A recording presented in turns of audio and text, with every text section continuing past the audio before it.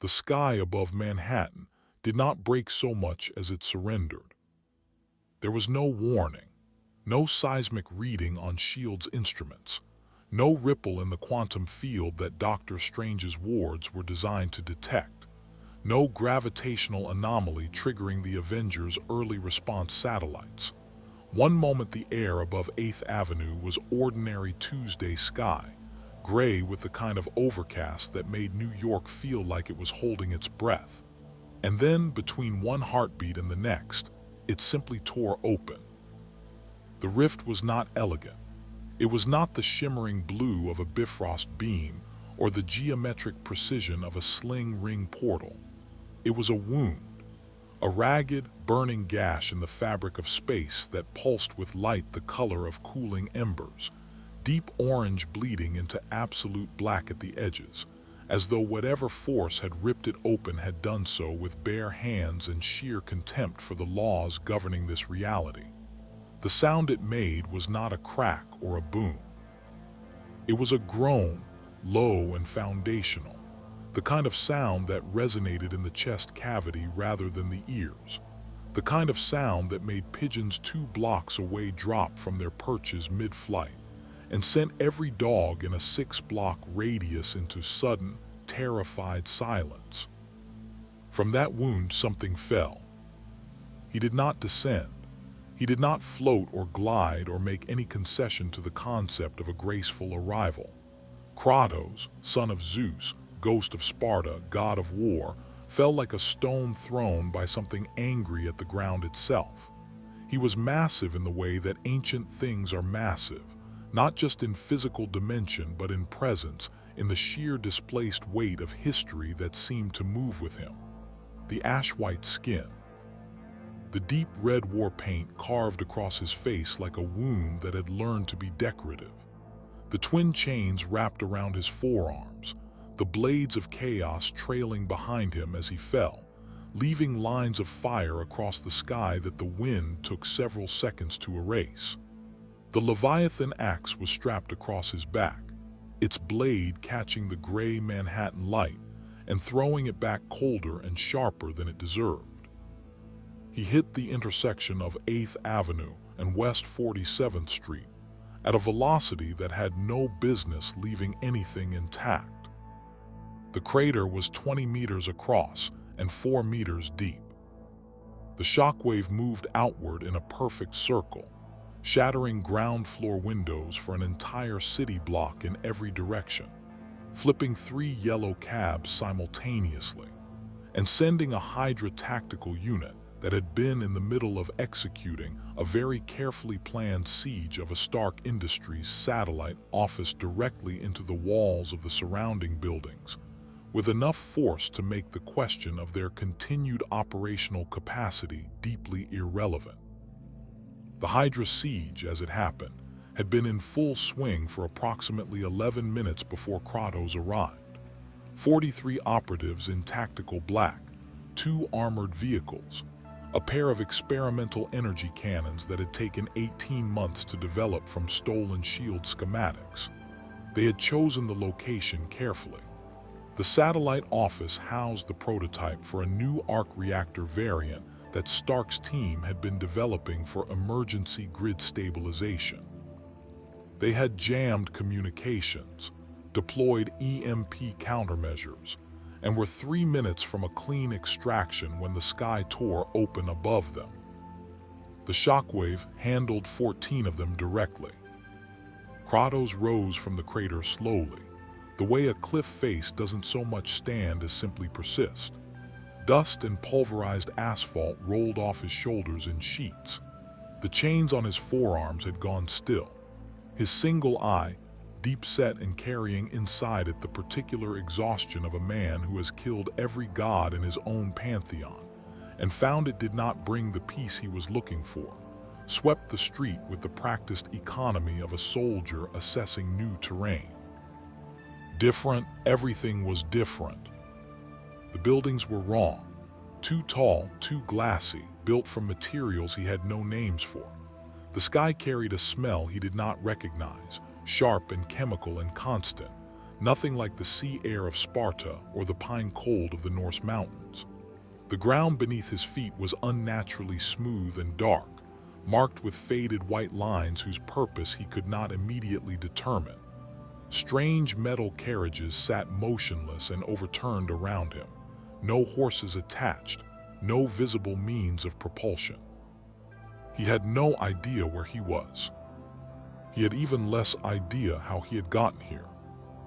The last thing he remembered was the world tree, Yggdrasil, shuddering under pressures that should not have been possible even for something that held 9 realms together. Atreus had been standing beside him. There had been light, and then a sound like every chain ever forged snapping simultaneously, and then nothing, and then the sky of this strange place and the ground rushing up to meet him. Atreus. The thought moved through Kratos like a blade finding a gap in armor. He turned, a full slow rotation, scanning the crater and the debris field around it. No sign of the boy, no sign of anyone familiar. Only the smoke, the distant sound of screaming from civilians who had possessed the good sense to already be running, and the surviving Hydra operatives who had not yet possessed the good sense to follow them. 6 of the remaining operatives had regrouped behind one of their overturned armored vehicles. From his position in the crater, Kratos could see them clearly over the vehicle's roof. They were communicating in sharp, clipped tones through devices mounted on their shoulders.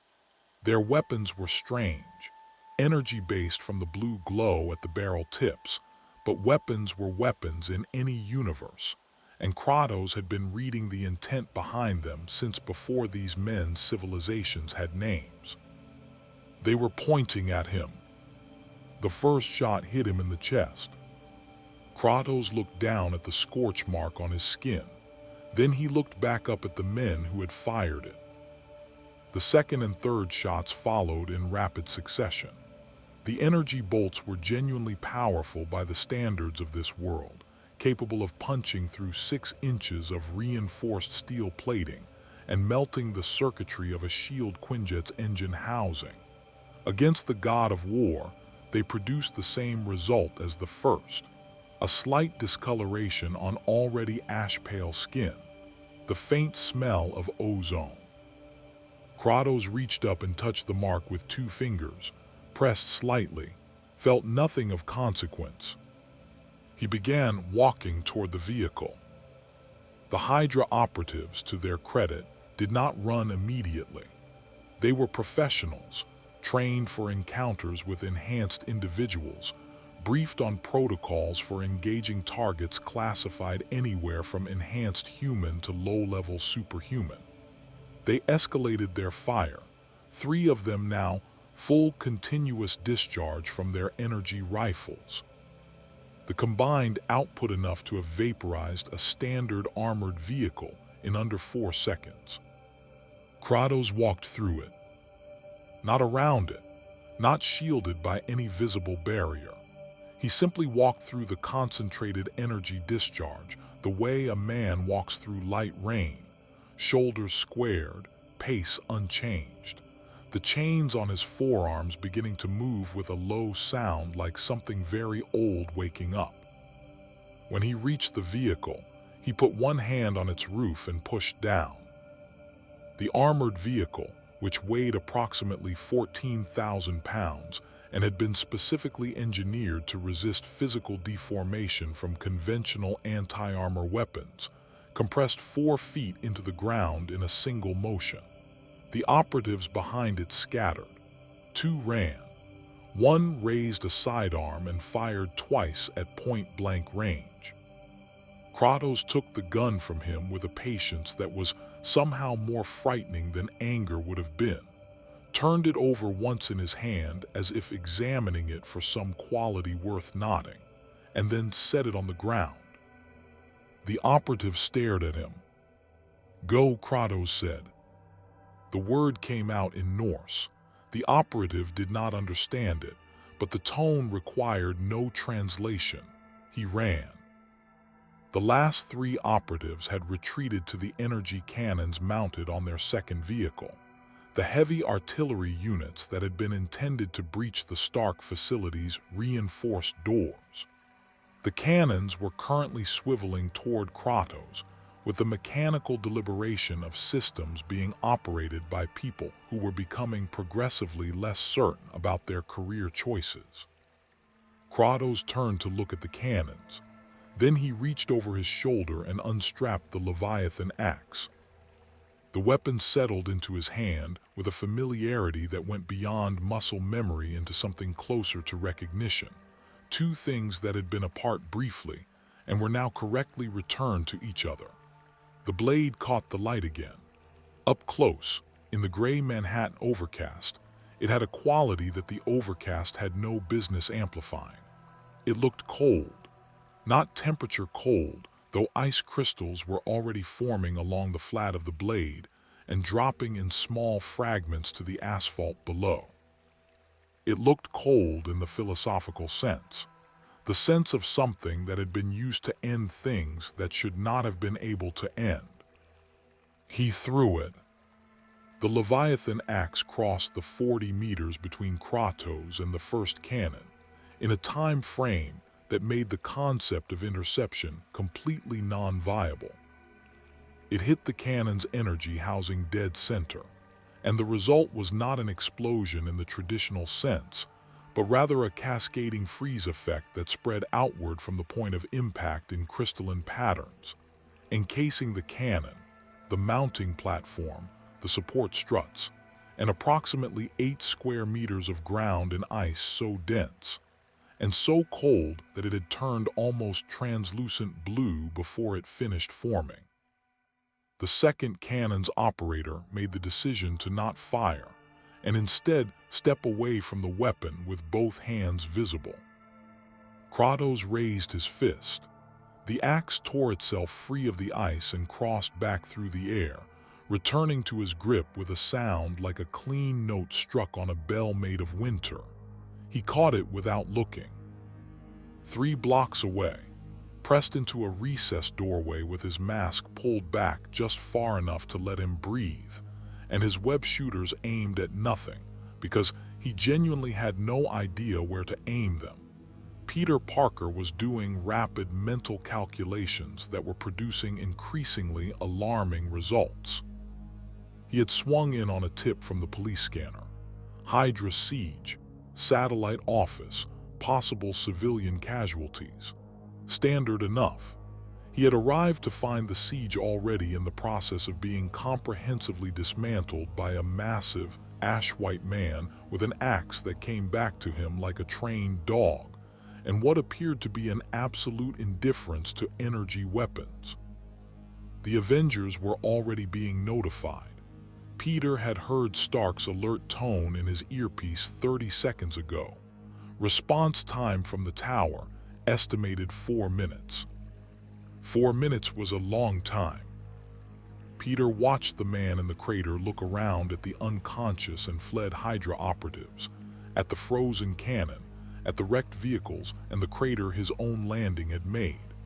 There was no satisfaction in the body language. No aggression now that the immediate threat had resolved itself. Just that slow, scanning assessment, and underneath it something that Peter's spider sense was not exactly screaming about, because it wasn't a threat response. It was something else entirely. It felt like grief. "Okay," Peter said quietly to himself. "Okay. Big ash-white guy with a magic axe and chains who just dissolved a Hydra siege by walking through it. Cool. This is fine. Everything is fine." His earpiece crackled. Tony Stark's voice, already carrying that particular brand of urgency that was trying very hard to sound like casual observation. "Under ruse, please tell me what I'm looking at on the 8th Avenue feed is some kind of filter." "It is not a filter, Mr. Stark." A pause. "Is he holding a Leviathan axe?" "I don't know what that is, but yes." Another pause, shorter. "Stay put. Do not engage. Do not talk to him. Do not do anything Peter Parker-shaped until I get there." Peter looked at the man standing in the crater, looked at the two civilians who had been knocked down in the initial shockwave and hadn't managed to get up yet. A teenager and an older woman, both dazed, both bleeding slightly from small debris cuts, both lying in the open 30 meters from where Kratos was standing. Kratos saw them at almost the same moment Peter did. The god of war moved to them without hesitation.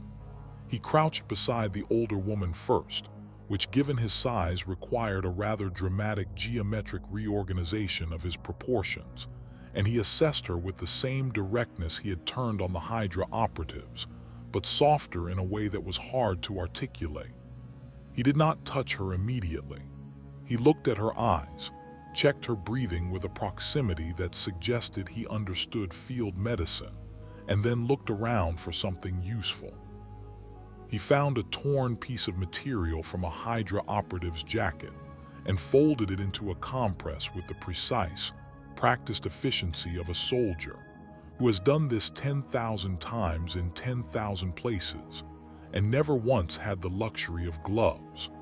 He placed it against the cut on the woman's forehead with a gentleness that was almost startling given that 30 seconds ago he had compressed an armored vehicle into the ground with one hand. The teenager was sitting up now, staring at Kratos with an expression caught exactly halfway between terror and fascination. Kratos looked at him, then in Norse said something the teenager absolutely could not understand, but the tone was clear. The tone was, "You are uninjured, good, stay still." The teenager nodded, as though he had understood every word. Peter lowered his web shooters. "I'm going to talk to him," he said into the earpiece. "Peter, I'll be careful. That is the least reassuring thing you have ever said to me, and you once told me you had the situation handled while you were falling from a building." Peter stepped out of the doorway and started crossing the street toward the crater, pulling his mask fully back into place, trying to project every possible variation of non-threatening body language simultaneously, which was challenging when you were wearing a red and blue suit and approaching a person who had just survived a sustained energy weapon barrage without appearing to notice. Kratos heard him coming long before he was close. He turned, and the weight of that single eye landing on Peter was, objectively, one of the more intense sensory experiences of Peter's admittedly unusual life. It was not hostile, it was assessing. The same assessment he had given the weapons and the crater and the unconscious operatives, completely without ego or assumption. Peter stopped at the edge of the crater and raised both hands. "Hi," he said, "I'm Spider-Man. I'm one of the good guys, or at least I try to be. The jury's been out on that periodically, but right now I'm going with yes." He gestured at the civilians. "Thanks for helping them." Kratos looked at him for a long moment. Then he looked at Peter's hands, the web shooters, the suit, the mask. He said something in Norse. Peter's translator function in the suit was already running, but Norse was not exactly a common input. It caught fragments. Warrior, strange place. Where? The boy. I'm sorry, I don't understand," Peter said. He touched his chest. "Peter, well, Spider-Man, but..." He stopped, pointed at Kratos. Kratos looked at the pointing finger. Then, with the gravity of a man for whom words have always been a secondary tool at best, he touched his own chest. "Kratos," he said. The word landed in the air between them, with the weight of a name that had meant something enormous in another world, and was only now beginning to negotiate with this one. In the sky to the north, the Avengers Quinjet was already visible, a dark angular shape dropping through the overcast at speed. And from 3 different positions around the perimeter, in vehicles that bore no markings and made no sound, Other observers had already been watching for the past 2 minutes. Shield, the hand, and something else entirely, something that had been monitoring dimensional anomalies from a tower in the Latvian embassy, and was now sending encrypted communications to a man in a metal mask in a country that technically didn't answer to anyone. The Ghost of Sparta had arrived in the Marvel Universe. Every major power in it was already taking notice. If you want to see more ancient gods crashing into the Marvel Universe, hit that subscribe button and drop what character you want to see enter the MCU next in the comments below. With great power comes great content. The Quinjet came in low and fast, rotating on its axis to a vertical hover above the crater with the practiced efficiency of a machine that had done this over contested ground more times than its maintenance logs cared to admit. The loading ramp dropped before it had fully stabilized. Tony Stark did not so much exit the Quinjet as the Iron Man suit did, the Mark L unfolding from the briefcase configuration mid-drop and assembling itself around him in the 3 seconds of freefall between the ramp and the ground, each panel clicking into place with the mechanical satisfaction of a system that had been optimized past the point where optimization still had a meaningful ceiling. He landed 8 meters from Kratos at the crater's edge, with a sound like a filing cabinet dropped from a second-floor window, repulsors already glowing at full warm-up charge. Steve Rogers hit the street to Tony's left without ceremony, shield up, posture carrying that particular quality of readiness that never fully looked like aggression, but never left any ambiguity about what would happen if aggression became necessary. Natasha Romanoff materialized from the Quinjet's shadow to the right in the way she always materialized, which was to say that one moment she was not there and the next she was, both wrists up and both widow's bites humming at active charge.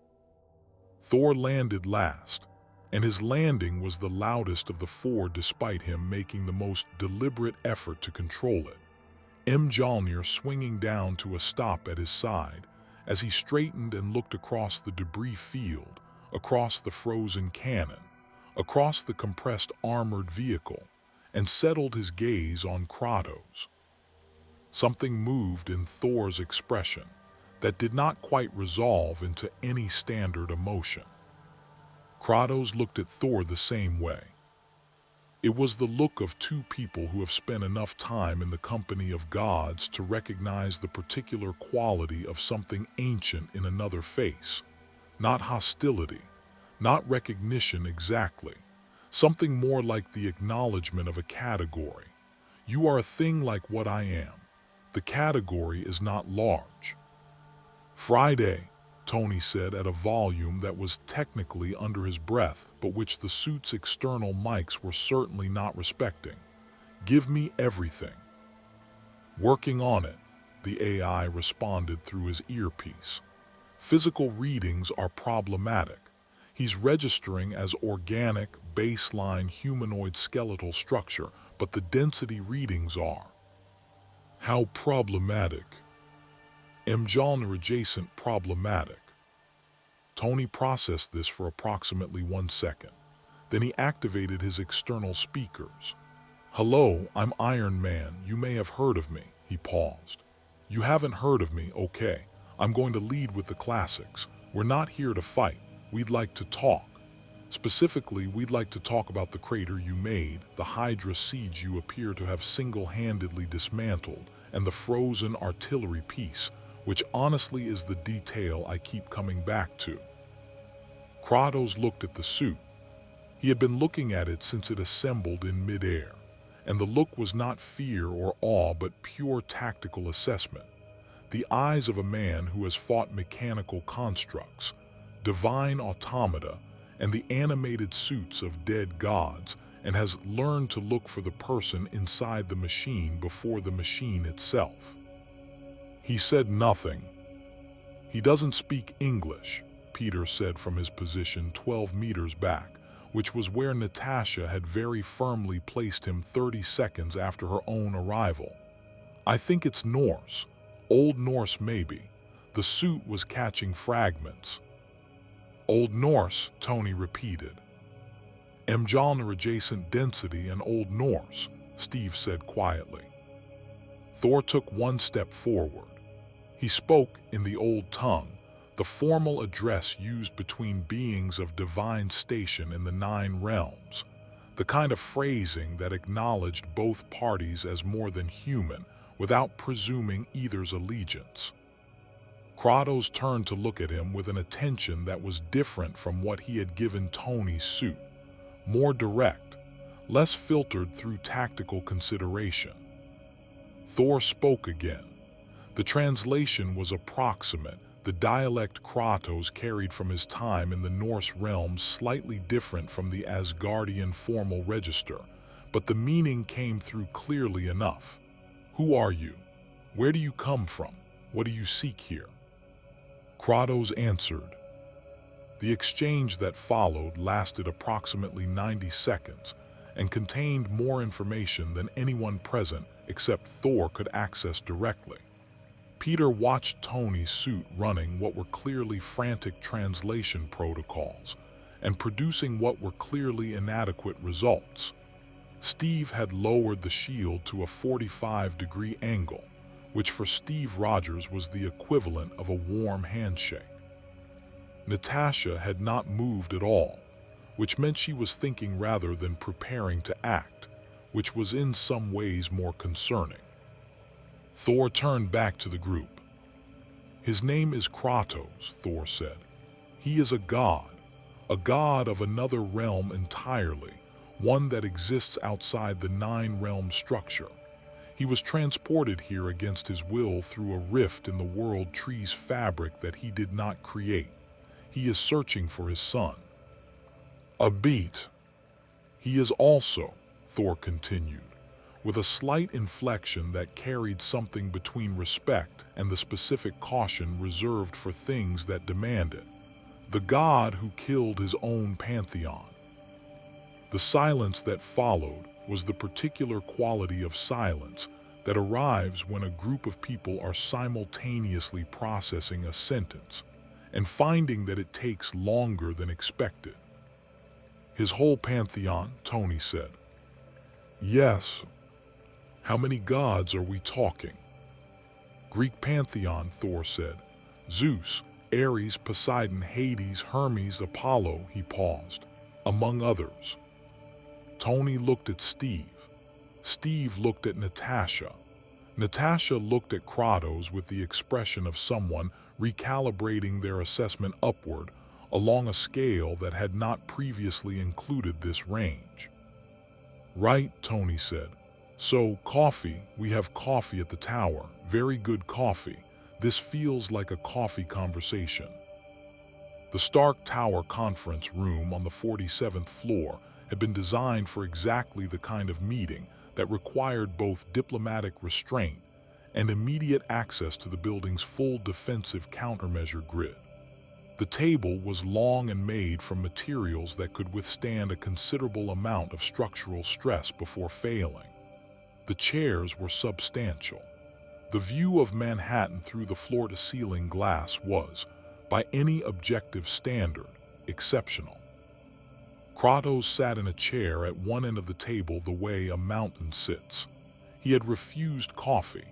He had refused water. He had accepted, after a moment of consideration, a bowl of something that had been Friday's best approximation of the kind of dried meat provisions a Norse realm traveler might recognize as functional food, which Tony had found in the tower kitchen with the expression of a man who had not previously known that item was in his kitchen and was now deeply curious about whose it was. The Leviathan axe rested across the table in front of him. He had not put it down so much as placed it in a position where it was visible to everyone, which Peter had correctly identified as a gesture of partial trust. Here is the weapon. I am not hiding it. This is what diplomacy looks like from where I come from. Thor sat across from him and served as translator. The rest of the Avengers occupied seats along the table's length at distances that communicated varying degrees of comfort with the situation. Nick Fury was on the screen at the far end of the room, jacket on, expression carrying its standard issue quality of having seen enough unusual things that this was merely adding to a list rather than redefining it. "Run me through it again," Fury said. "He killed the Greek gods." "Not all at once," Thor clarified. "Over the course of what appears to have been 2 wars spanning decades. He also, in a separate campaign, engaged and killed a significant portion of the Norse pantheon before the realms he inhabited underwent a major restructuring event. He killed Norse gods too. Baldur, Magni, Modi. He fought Odin's forces directly." Thor's jaw moved slightly. "I would like to be clear that the Odin in question was not my father but a counterpart from a separate branch of the world tree." "That distinction," Fury said, "is doing a lot of work in that sentence." "I am aware." Tony had set up a holographic display along the table's center, showing everything Friday had been able to compile in the past 40 minutes, which was more than Tony had expected and less than Tony wanted. The Greek mythological record, filtered through academic sources and cross-referenced with Asgardian historical texts that Thor had reluctantly provided access to, had produced a profile that Tony kept looking at and then looking away from. Not from fear exactly, but from the specific discomfort of encountering a power scale that required meaningful recalibration of existing mental models. "His energy signature," Tony said, pulling up the readings. "Friday explained the density problem. The subject's physical composition registers as organic humanoid, but the underlying energy density is inconsistent with standard biological parameters.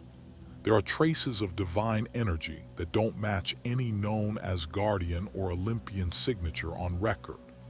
There's something else layered underneath it that the sensors are interpreting as primordial, which is a classification I'm using because the alternative is to flag it as unknown, and I don't think that serves anyone." "Primordial," Steve repeated. "The chaos flame," Thor said quietly. "He carries within him a power older than the Olympian order itself. It was used to end that order. It does not register cleanly against our instruments because it predates the framework our instruments were built to measure against." Across the table, Kratos had been listening to the exchange with the patience of a man who was long accustomed to being discussed in rooms rather than addressed directly.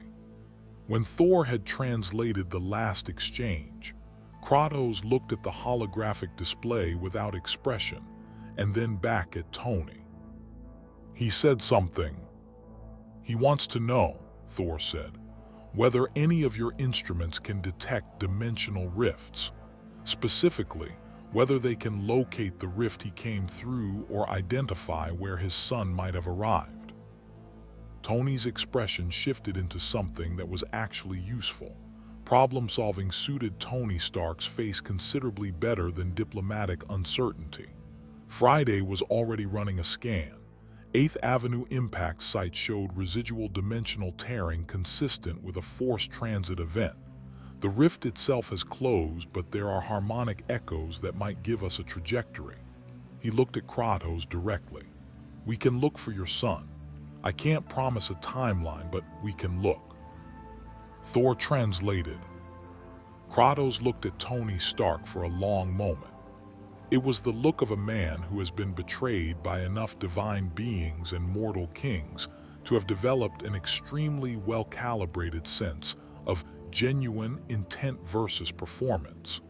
Whatever he found in Tony's face appeared to meet some minimum threshold. He gave a single, slow nod. "Okay," Tony said. "Okay, good. We're cooperating. This is progress. I'm marking this as progress. The cooperation was, predictably, not universally appreciated. Peter found this out when he arrived at the tower's lower lab level 2 hours later with 2 sandwiches, and the quietly heroic intention of checking on how the situation was developing, only to walk into a conversation between Tony and a SHIELD liaison that made it immediately clear that the word, cooperating, had very different meanings depending on who was using it. He is an unclassified extra-dimensional entity with a confirmed kill count that includes multiple members of 2 separate divine pantheons, the liaison was saying, his voice carrying the specific flatness of someone reading from a threat assessment that had been written by a committee and approved by several more. Director Fury's position is that he needs to be contained pending full evaluation. Contained, Tony repeated, with the specific tone he used when someone said something in front of him that he intended to diplomatically disagree with by making it sound slightly ridiculous. He walked through sustained energy weapon fire, compacted an armored vehicle with one hand, and threw an axe that froze an artillery cannon from 40 meters. What exactly is the containment plan? A strongly worded letter, a particularly stern look. We have facilities. He helped 2 civilians while Hydra was still in the field, Peter said from the doorway, because he had entered during the sentence about containment and his relationship with staying quiet in doorways was complicated at best. Both adults turned to look at him. He checked their injuries. He made a compress before the Avengers even got there. He held up the sandwiches slightly. I brought sandwiches.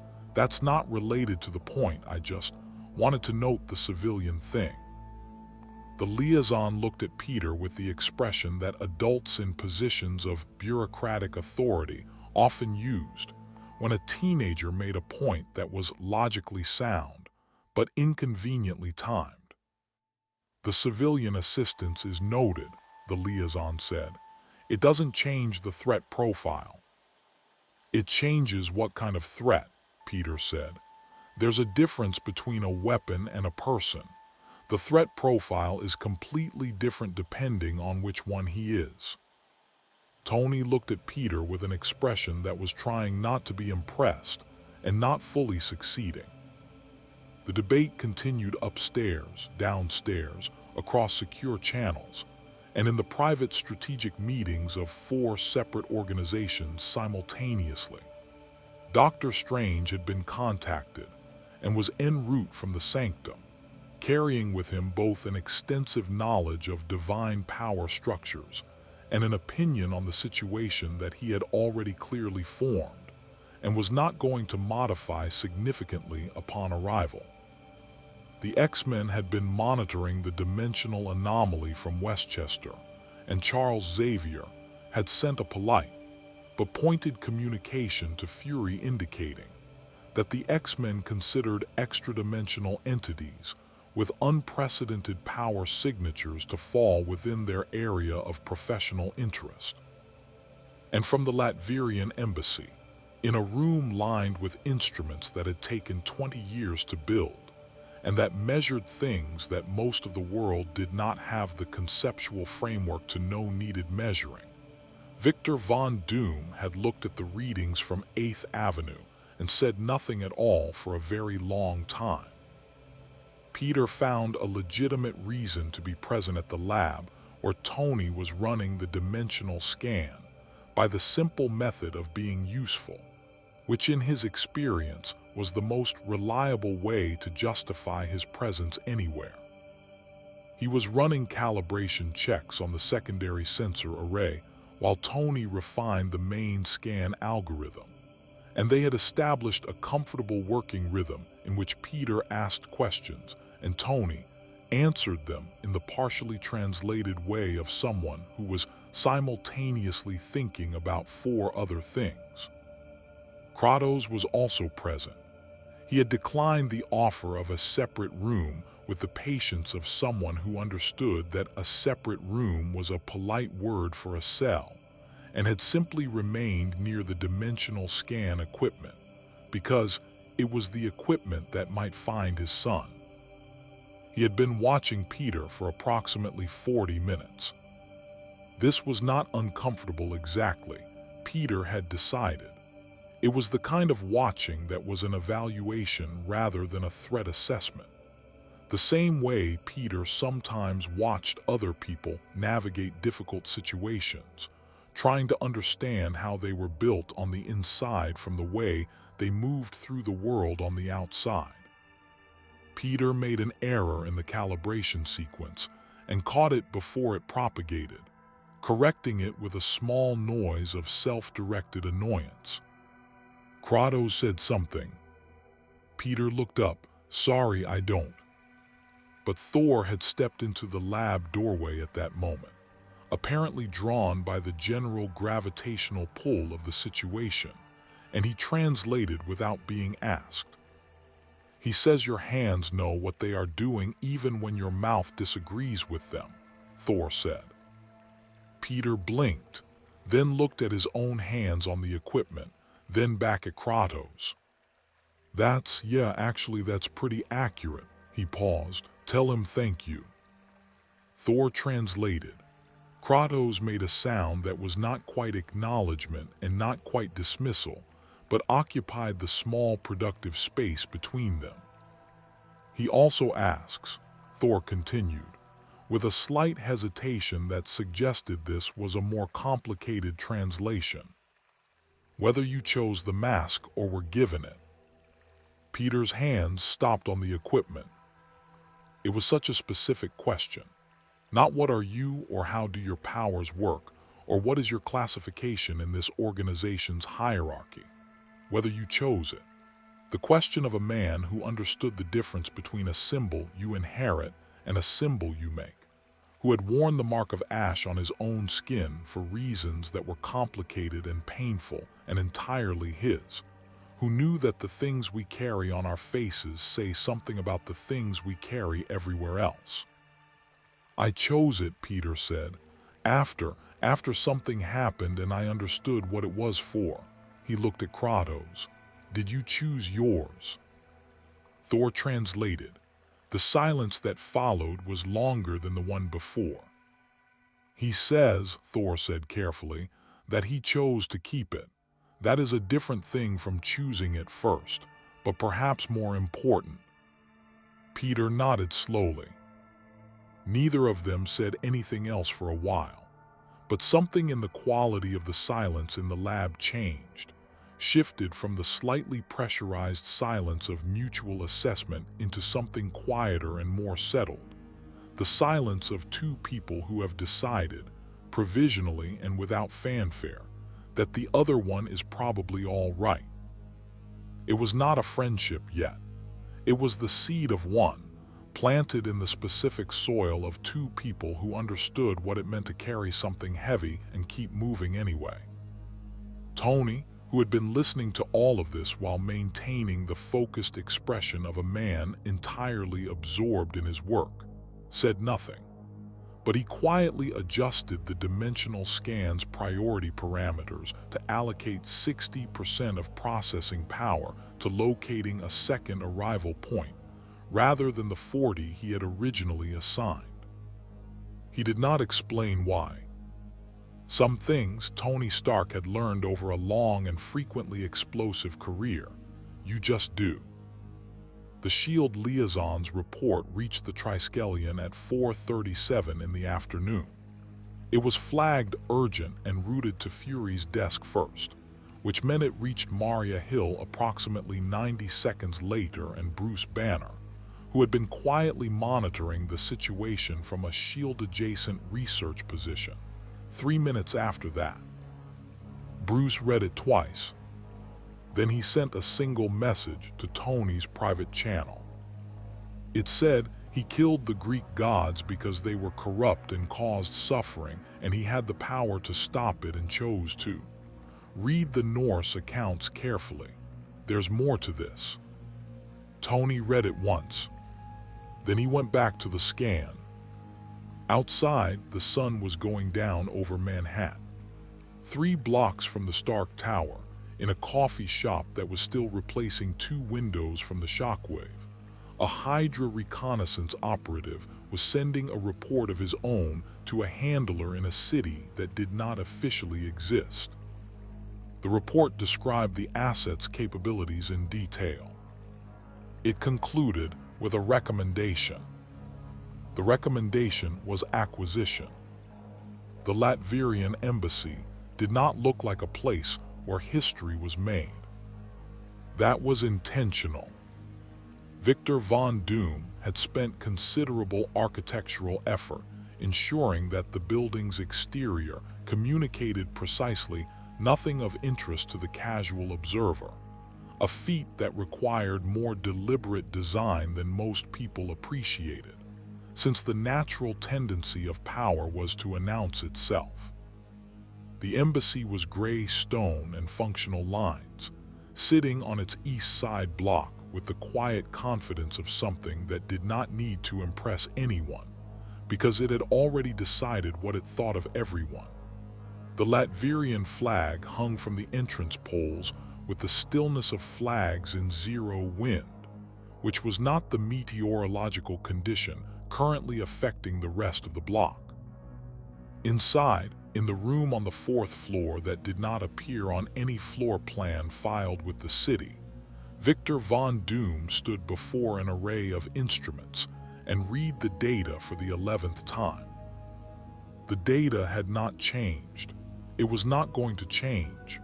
Data of this quality did not revise itself out of courtesy. The dimensional rift that had deposited the entity designated Kratos on 8th Avenue had not originated from any of the 37 dimensional planes that Doom had catalogued and cross-indexed over 20 years of study. It had not come from the dark dimension, not from the mirror dimension, not from any of the branching quantum realities that the multiverse's standard navigational framework accounted for. It had come from somewhere outside that framework entirely. A reality operating under different foundational laws. A cosmology that had its own gods, its own primordial forces, its own version of creation and destruction, and the long, complicated arguments between them. And this entity had ended that cosmology's divine order personally. Doom set down the data tablet with the precise care of a man handling something whose value he did not yet fully understand, but was not willing to risk underestimating. The Avengers were approaching this as a security matter. Fury was approaching it as a threat assessment. Strange would approach it as a mystical phenomenon requiring cataloging and containment within established protective frameworks. All of them were asking the wrong questions. The right question was not what Kratos was or whether he was dangerous. The right question was what his arrival meant for the structural integrity of this reality's divine order. If a being existed who had personally dismantled one cosmology's divine hierarchy and then significantly damaged another's, and that being had now arrived here, the relevant inquiry was not about containment. It was about what he had attracted. Things that ended divine orders did not travel quietly. They carried with them the attention of forces that operated above the level of individual pantheons. Forces that Doom had been studying for 2 decades and had no desire to see operational in his hemisphere. He drafted a communication to Stark Tower, not a request, not an offer of assistance framed in diplomatic language, a statement of fact that Doom had information relevant to the entity's arrival that fell outside S.H.I.E.L.D's analytical capacity, and that the conversation should happen in the next 12 hours rather than after the situation had developed in ways that would make the information retroactively useful. He sent it. Then he returned to the instruments and continued reading. Doctor Strange arrived at Stark Tower at 7 in the evening, with the punctuality of a man who had calculated the exact moment his presence would be most effective and arranged his schedule accordingly. He came through a sling ring portal directly into the conference room, which Tony had specifically asked him not to do on 3 separate occasions, and which Strange continued to do on the grounds that the elevator line was genuinely unreasonable. He looked at Kratos across the conference table with the expression of a man whose job required him to regularly encounter things that redefined the boundaries of his professional expertise, and who had developed a working relationship with that experience, if not exactly a comfortable one. Kratos looked back at Strange with the expression of a man who had met sorcerers before. "He's been assessed," Tony said from his position at the table's side, jacket off, sleeves rolled up, the posture of someone who had been working continuously for 7 hours and was beginning to display the specific kind of focus that came from caffeine and genuine investment rather than either one alone. "Dimensional scan is running. Thor's been translating. We have a working cooperative framework." "MHM," Strange said, still looking at Kratos. He switched, without consulting anyone else in the room, to Ancient Greek. The effect on Kratos was immediate and contained. A slight shift in posture, the eyes sharpening in a way that was different from their standard assessment mode, older, carrying in it the weight of a language that meant something very specific and personal. Strange spoke for approximately 30 seconds. His Ancient Greek was academically precise rather than native, but the grammar was sound and the intent was clear. He identified himself. He identified his role as Sorcerer Supreme of this reality. He acknowledged the cosmological category Kratos occupied. He asked formally whether Kratos was willing to speak about the nature of the rift. Kratos answered in the same language. The exchange lasted 6 minutes.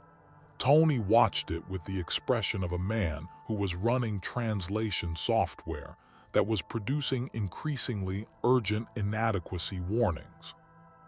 Peter, who had managed to be present again through the reliable mechanism of being useful, was watching Strange's face rather than Kratos's, because Strange's face was more legible and was currently displaying a sequence of reactions that moved from professional assessment to genuine interest to something that Peter could only describe as the academic equivalent of vertigo. When Strange finally looked away from Kratos and back at the room, he took a breath that was slightly longer than his standard breathing pattern. "Well," he said. "Well," Tony confirmed. "The rift was not a malfunction," Strange said.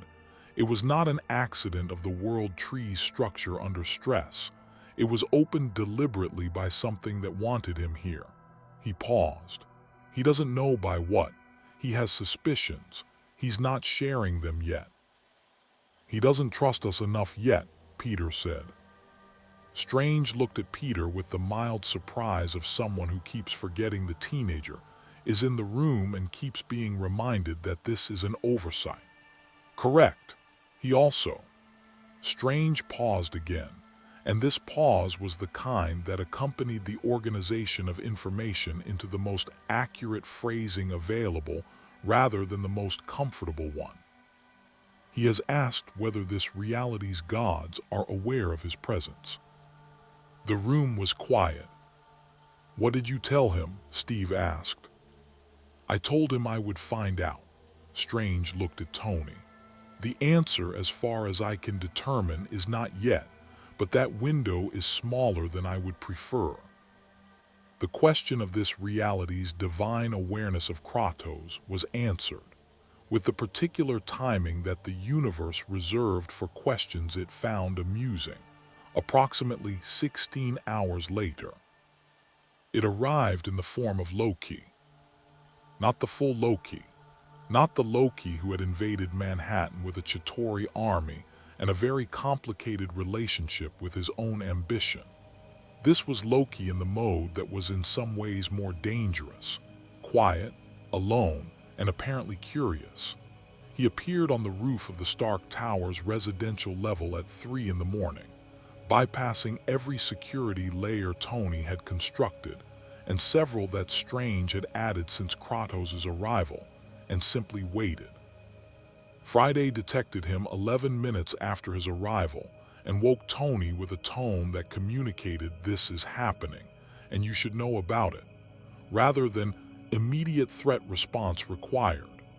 A distinction Tony had specifically programmed in and which he was, in this moment, deeply grateful for. By the time Tony reached the roof, Loki had been joined by Kratos, which was not a development Tony had anticipated, and which suggested either that Kratos had sensed Loki's presence directly, or that the god of mischief had done something to announce himself to Kratos specifically. They were standing 8 meters apart in the dark on the tower roof, with the Manhattan skyline behind them, and the scene had the quality of 2 people engaged in a conversation that had not yet produced any words. Tony stayed in the doorway. Loki spoke first. In Old Norse, the formal register, the same address Thor had used, but with something underneath it that was not the same as Thor's tone.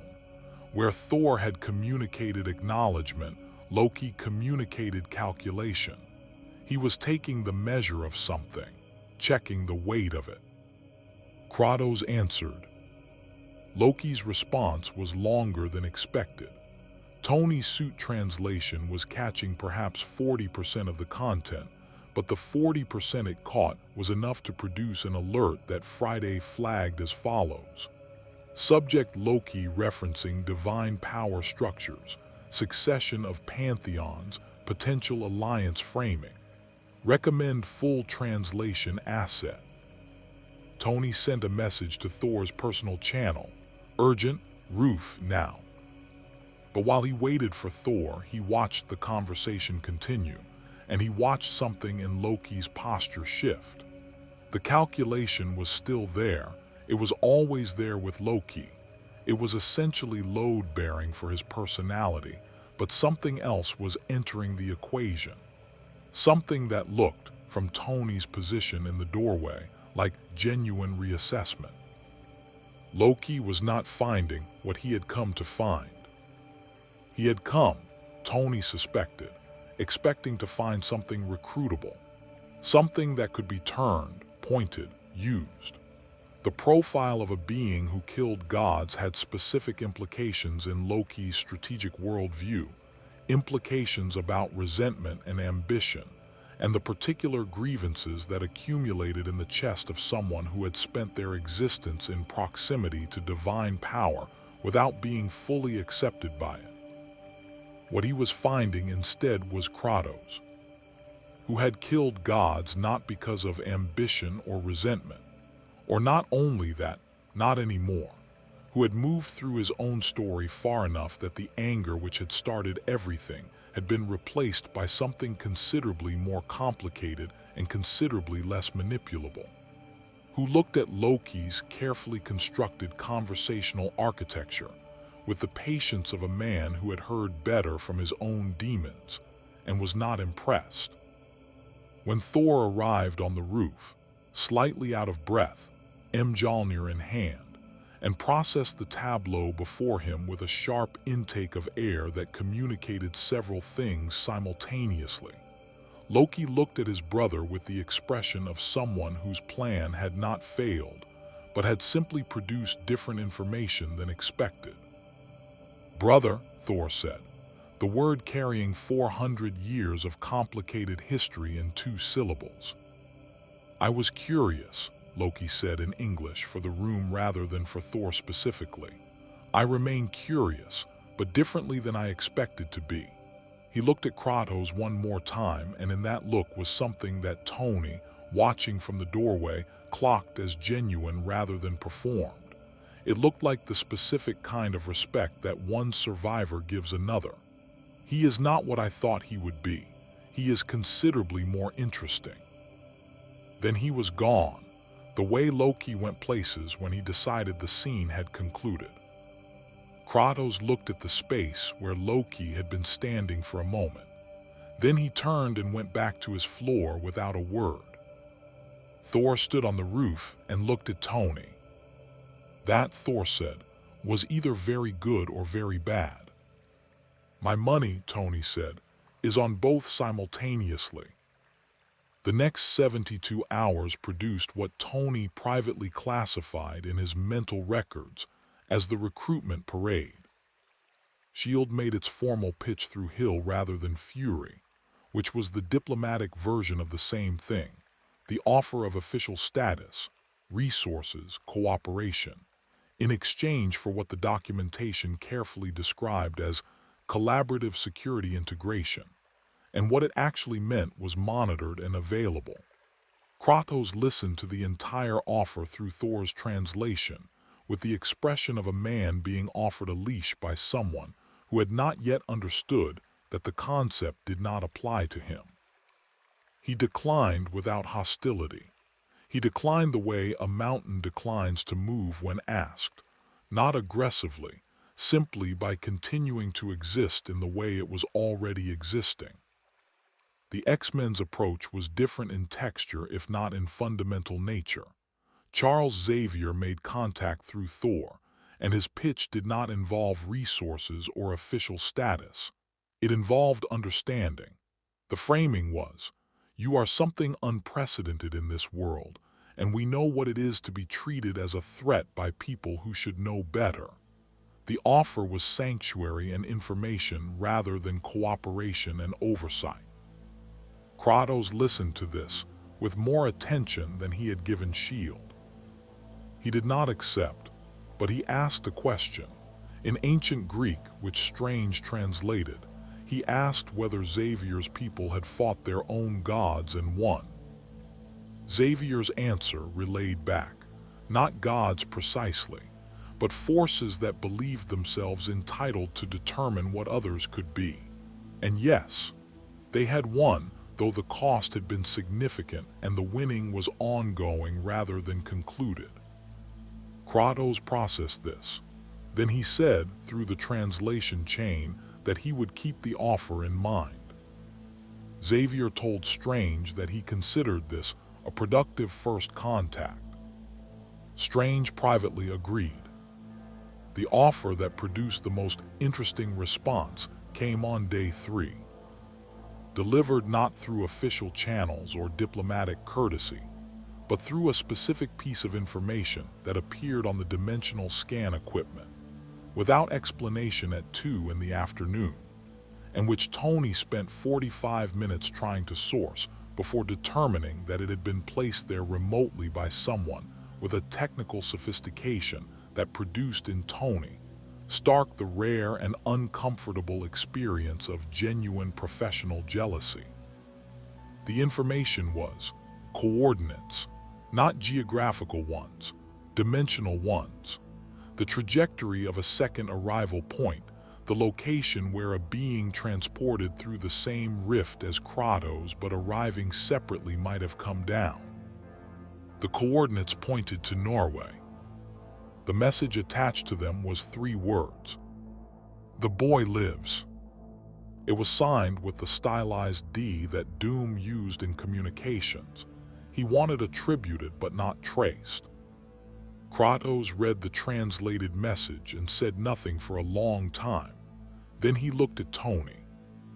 Tony was already pulling up flight plans. The mission to Norway should have been straightforward. It was not straightforward because the universe was apparently working from a script that had no interest in straightforward.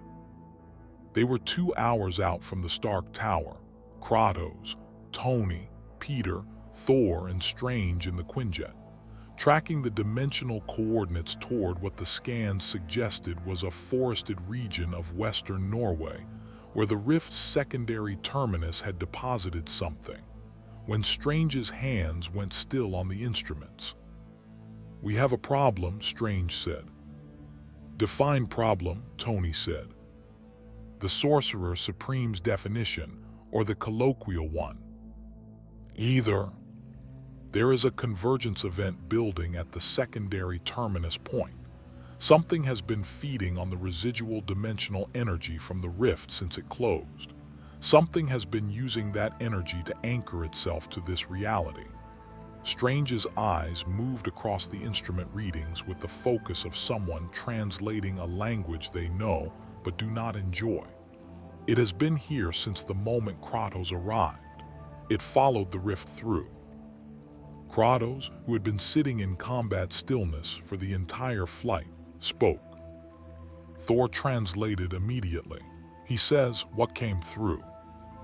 Strange looked up from the instruments and then across at Kratos with an expression that was doing the difficult work of being honest about something unpleasant.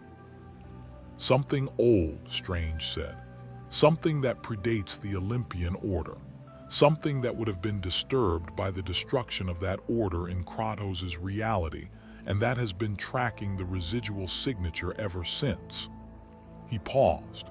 "In terms your mythology would recognize, we are describing something from the void that existed before creation, before the Titans, before chaos itself gave birth to form." The Quinjet's instrument registered a significant energy spike from the Norwegian coordinates. 300 kilometers ahead, in a forested valley in western Norway, the trees were dying outward from a central point in a perfect circle, their wood turning gray and weightless as ash, the soil beneath them receding from black to colorless. And in the center of that circle something was finishing the process of becoming fully present in this reality that it had been working on for 3 days. It had been patient. It had waited while Kratos was assessed and tested and recruited and measured by the small powers of this small reality. It was done waiting. Kratos looked at the energy readings on the Quinjet's display. He did not understand the instruments, but he understood the patterns they were producing, because he had seen patterns like this before in a different world, before everything that came after. He had hoped, in the part of himself he rarely consulted anymore because it had been wrong too many times, that this reality would be different. That whatever had pulled him here had pulled him somewhere clean, somewhere the old wounds had not already begun to open. He turned to Thor. "Tell the sorcerer," he said in Norse, the words carrying the weight of a man setting down something he had been carrying a long time and picking up something he had carried even longer, "that I know what this is." He reached over his shoulder. The Leviathan axe settled into his hand. "Tell him I have fought its kind before. The valley had been beautiful once. Norway retained beauty the way old things retained dignity, not as an ornament but as a structural quality, something load-bearing in the landscape itself. The fjords to the west, the pine forests running up the hillsides in dense dark columns that caught snow in winter and released it in spring in long, slow slides that farmers 3 valleys over had learned to time their planting around. The valley floor had supported a small farming community for 4 generations, the kind of place that appeared on regional maps as a named dot, and in the memories of people who had grown up there as something considerably larger. None of that remained. The circle of devastation was 2 kilometers across by the time the Quinjet descended through the overcast, and the full scope of it became visible through the cockpit glass. Not destroyed in the way that battles destroyed things, with fire and structural collapse and the specific chaos of force applied to objects that resisted it. Destroyed in the way that absence destroyed things. The trees were not burned or broken. They had simply stopped.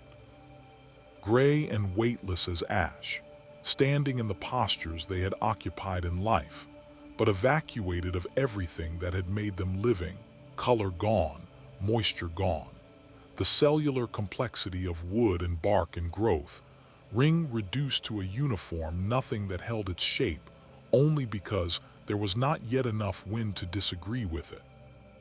The farmhouses at the valley's edge had undergone the same process.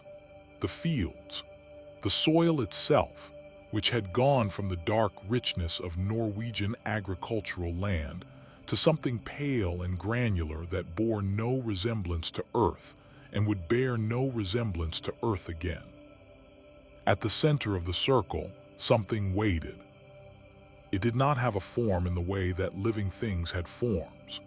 It had a presence, which was different, a quality of occupation rather than constitution, the sense of something that had decided to be in this location, and whose decision to be somewhere was sufficient to produce effects in the physical world without requiring the intermediate step of having a body. It was visible the way deep water was visible, not by what it showed, but by the quality of the distortion it produced in everything around it. Light bent slightly toward it and did not return quite the same. Sound reached it and arrived changed, flattened, missing frequencies in the way that sound was missing frequencies, when it traveled through a medium that absorbed rather than transmitted. Strange had a name for what it was. Several names, drawn from several traditions that had each encountered the category of being in question, and each retreated from the encounter with the same combination of incomplete records and significant casualties. The oldest name, the one from the pre-Olympian Greek cosmological texts that Strange had spent 3 days reading at the Sanctum after their Norway transit, was simply that which was before. Not a god, not a demon, not a cosmic entity in the Marvel Universe's established hierarchy of cosmic entities, who at least operated according to recognizable principles of hunger or purpose, or the impersonal mathematics of universal balance. Something that preceded those categories. Something that had been present before the frameworks were built that would have given it a classification, and that had survived the building of those frameworks without being incorporated into them. The way certain organisms survived mass extinction events, not by being strong, but by being too fundamental to the ecosystem's base layer to be removed, without removing everything else. It had followed the rift Kratos made through the world tree. Not to fight him. That was what Strange kept returning to as the Quinjet landed at the valley's edge and the team deployed into the gray-lit devastation. It had not come to fight. Things that existed at this level of ontological seniority did not come to fight individuals.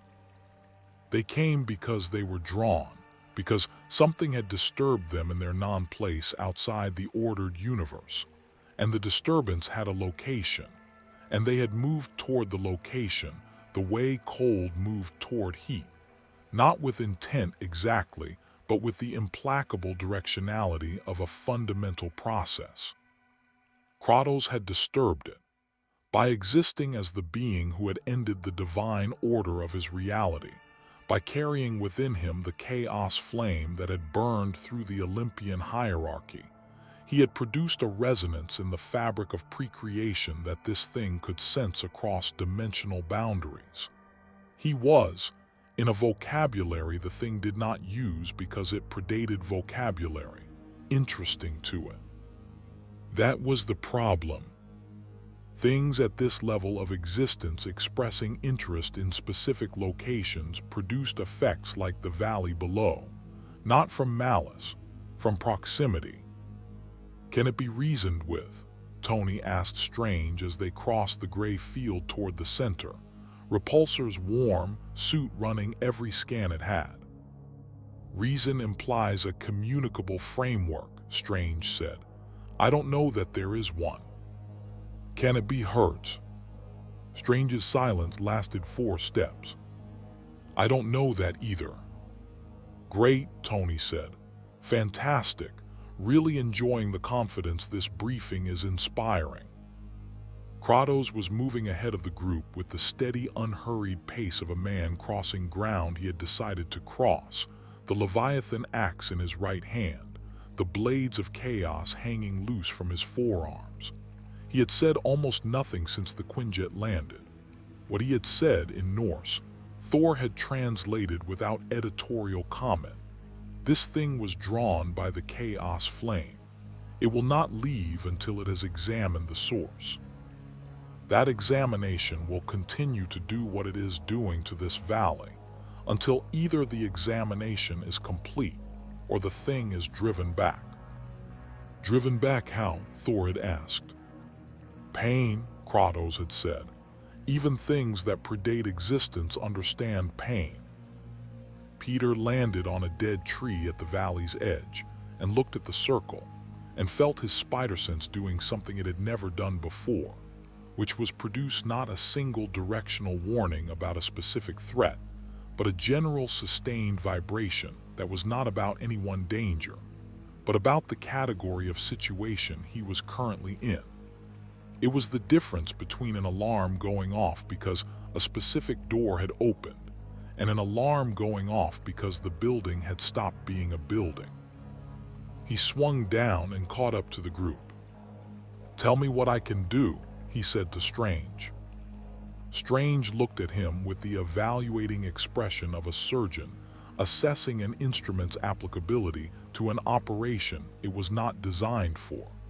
"Your webs have tensile strength sufficient to bind something that doesn't have a body? Probably not." "No," Strange agreed. "But you are considerably faster than most of what's here, and you are very good at being somewhere else when something goes wrong. I need someone who can move the non-combatants if the circle expands." Peter looked at the dead valley. "What non-combatants?" "The ones who aren't here yet." Strange pulled a shard of mirror glass from his sling and held it up. The glass showed not the valley but a road 3 kilometers to the east, and on the road 3 military vehicles and 2 shield tactical transports moving fast, responding to the anomaly reports that had been coming in from Norwegian emergency services for the past 6 hours. When they arrive here without understanding what they're arriving at, someone needs to keep them from walking into the center. Peter took the glass. On it. He was moving before the sentence finished. The thing at the center became aware of Kratos at approximately the same moment. Kratos stopped walking and planted both feet in the gray soil 40 meters from the center of the circle. The awareness was visible, a shift in the distortion pattern, a reorientation of the quality of wrongness in the air, the way a deep-water creature moves when it has detected something entering its layer of the ocean. It did not move toward him. It simply directed itself at him, which produced the same effect as movement without requiring it. Tony's suit registered a spike that Friday classified, with the specific desperation of a system reaching the boundaries of its categorical vocabulary, as unknown energy type, probable metaphysical origin, recommend immediate. The sentence did not finish because the spike hit everything simultaneously. It was not an attack.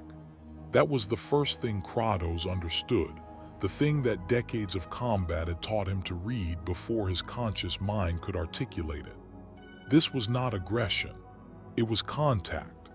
The thing reaching toward the chaos flame the way a flame reached toward air, not with malice, with appetite, with the fundamental drive of something seeking what it was constitutionally drawn to. The contact felt like being unmade from the outside in. Not pain in the physical sense, something more foundational. The sense of the self being examined at a level below thought, below memory, below the identity that had been built layer by layer from Sparta to Olympus to the Norse realms to here. Examined the way a scholar examined a text, without cruelty, but without consideration for what the text experienced in the process. Kratos had been examined like this once before, by something that had preceded the Olympian order, by something that had known his mother before his mother had known him. He knew how to answer. He raised the Leviathan axe and threw it into the center of the circle with every unit of force his body could produce. The axe hit the presence at the center, and the effect was not what a physical impact should have produced against something without a physical form. It produced instead a sound that had no right to exist in the acoustic range of a Norwegian valley at sea level. A sound like the specific silence inside a very old place suddenly invaded by something alive. And from the point of impact, frost spread outward in patterns that were not the clean crystalline geometry of normal ice, but something older and more angular, the kind of frost that appeared in Norse cosmological illustrations. The geometry of Niflheim's edge, where ordered cold met unordered dark. The thing recoiled. Not far, not in a way that suggested the Leviathan axe had hurt it substantially, but it recoiled, which meant it could. "It can be pushed," Kratos said, catching the axe as it returned. Thor. Thor was already moving, Mjolnir swinging up into a throw that crossed the distance in a fraction of a second. The lightning that came with it was not the focused bolt of a targeted strike, but the broad discharge of every charge Thor could produce simultaneously, blanket lightning that lit the entire gray valley in white and blue and threw shadows in 4 directions from every standing dead tree. The thing moved, not recoiled this time, moved, a genuine displacement, the center of its presence shifting 20 meters to the east as the lightning passed through where it had been. "It's relocating," Strange called out, hands already moving, the cloak of levitation spreading behind him as he began pulling sorcerous constructs together with the speed of a man doing several types of difficult mathematics in real time. "It doesn't have a fixed form. We need to either contain it spatially or give it a reason to leave voluntarily." "Option 2, Tony said, repulsors firing in a concentrated beam at the entity's new location. "How do we give a pre-creation void entity a reason to go home voluntarily?" "Remove what's attracting it," Strange said. Everyone looked at Kratos. Kratos looked at Strange.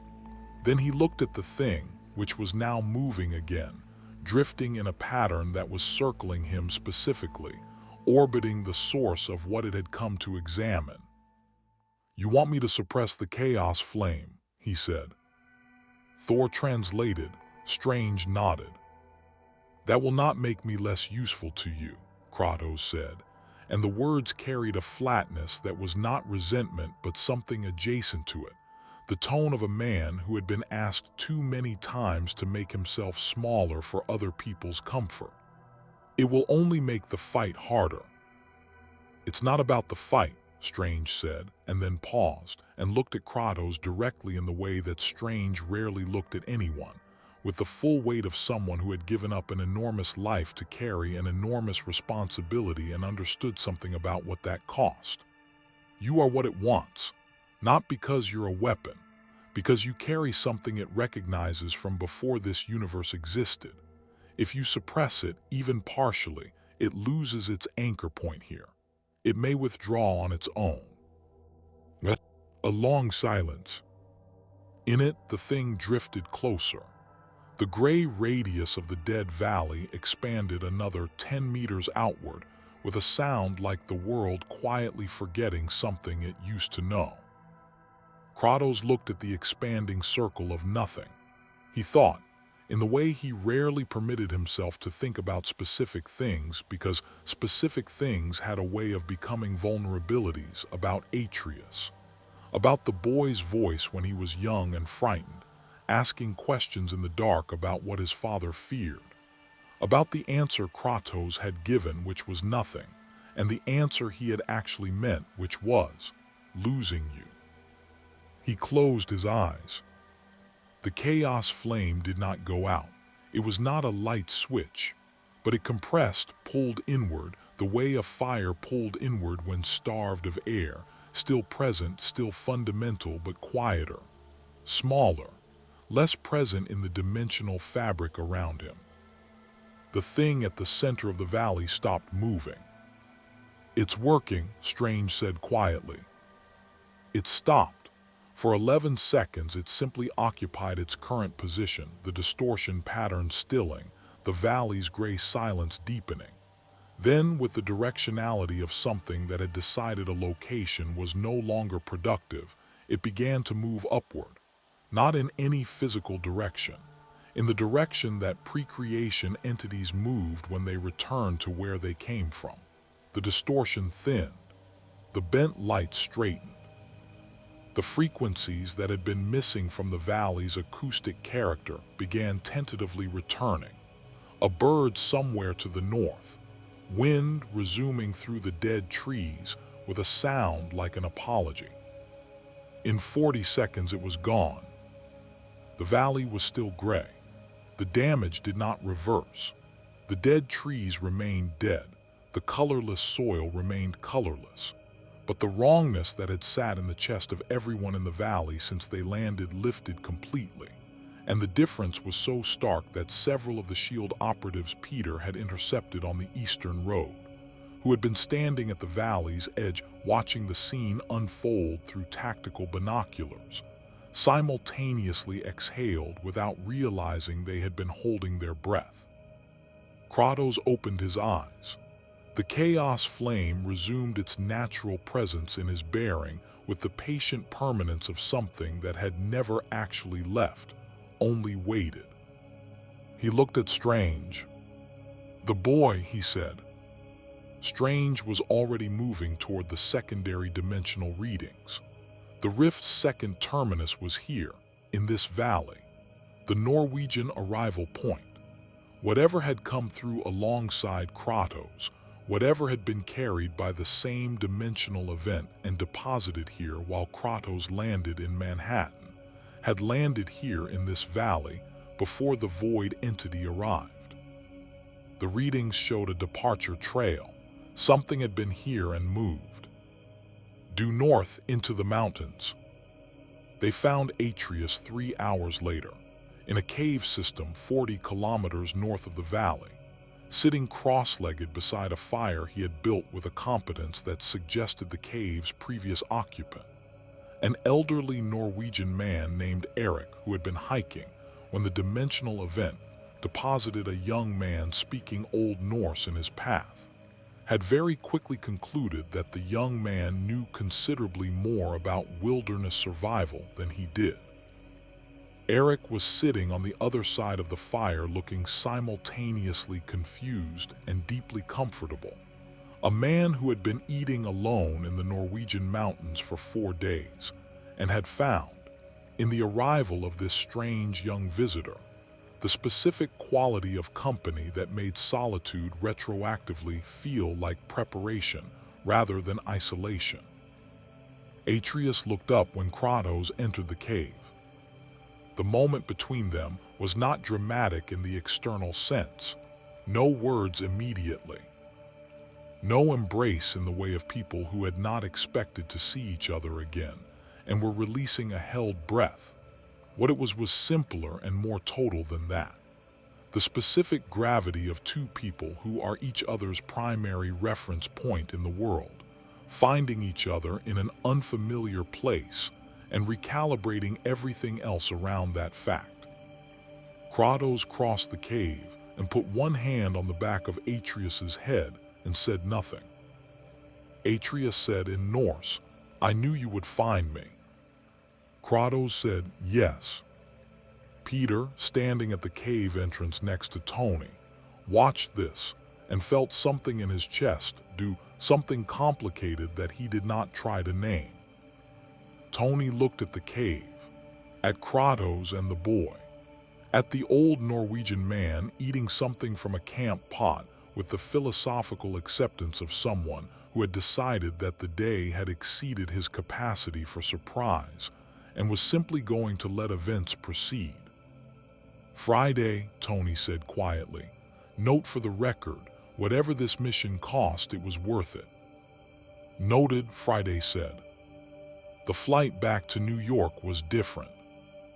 Atreus, who was somewhere between 15 and the specific age that children of gods occupied when their development was not strictly biological, took in the Quinjet's technology with the particular quality of attention that came from someone whose curiosity was constitutionally larger than their caution.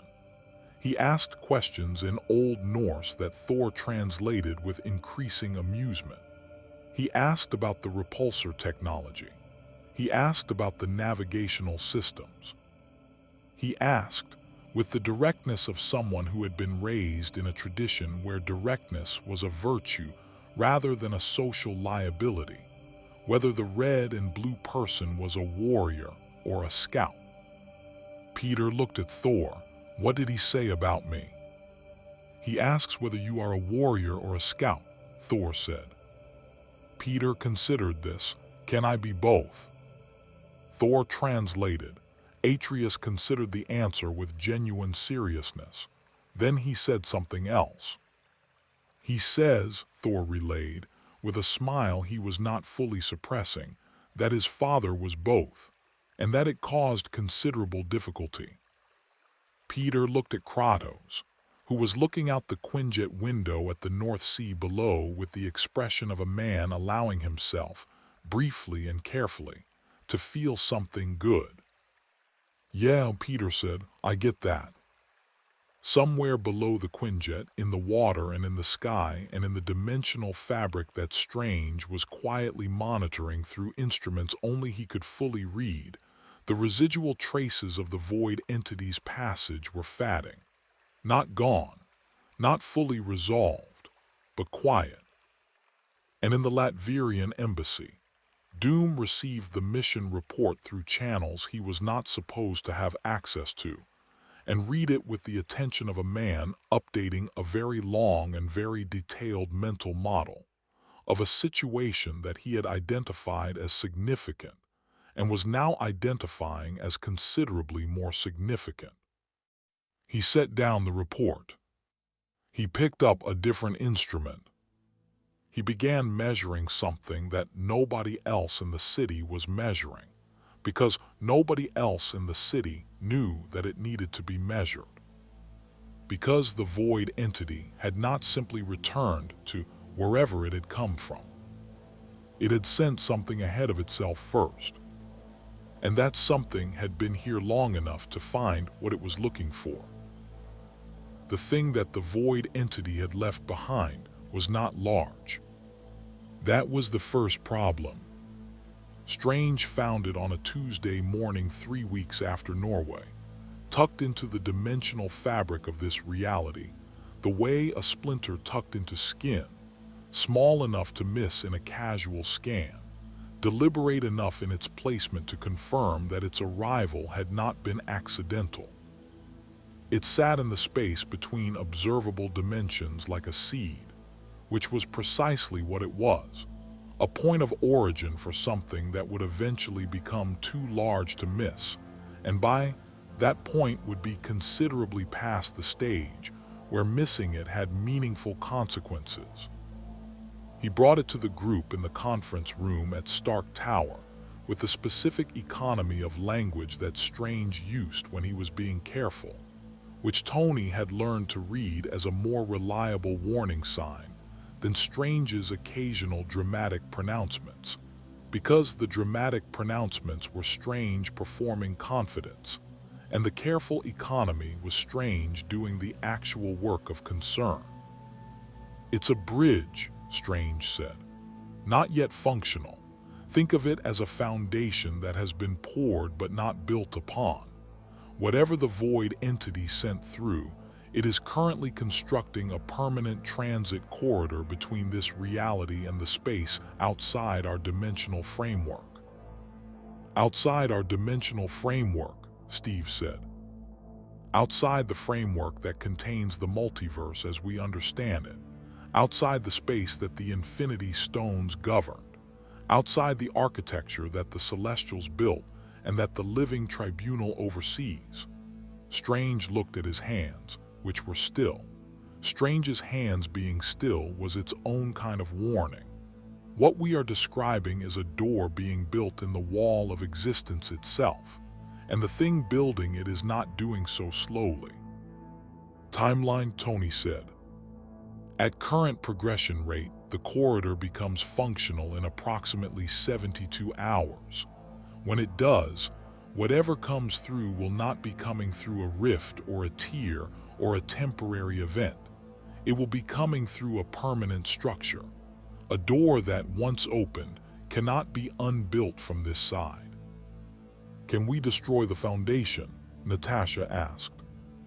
I can disrupt it, significantly, but the disruption requires accessing the dimensional layer it occupies, which requires opening a point of contact with that layer, which produces exactly the kind of resonance that is currently accelerating the bridge's construction. Strange paused. Any direct sorceress intervention makes it worse. Any technological intervention, he looked at Tony, makes it worse. We are dealing with a system that feeds on the kind of energy that our most powerful interventions produce. The room considered this. Kratos, who had been standing rather than sitting since the meeting began, spoke. Thor translated without being asked. He says he has seen this before. In his reality, before the Titans, there was a war between the first divine order and what existed before the divine order was established.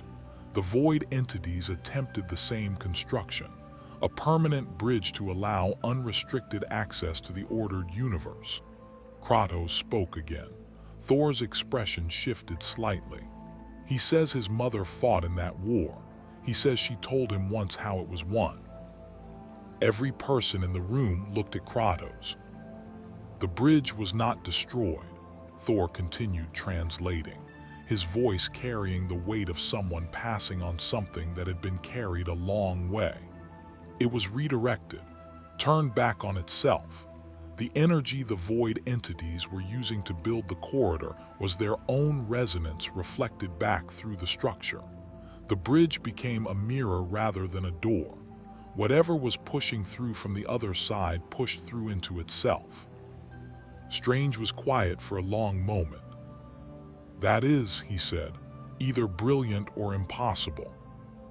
In my experience, Tony said, those categories overlap more than advertised.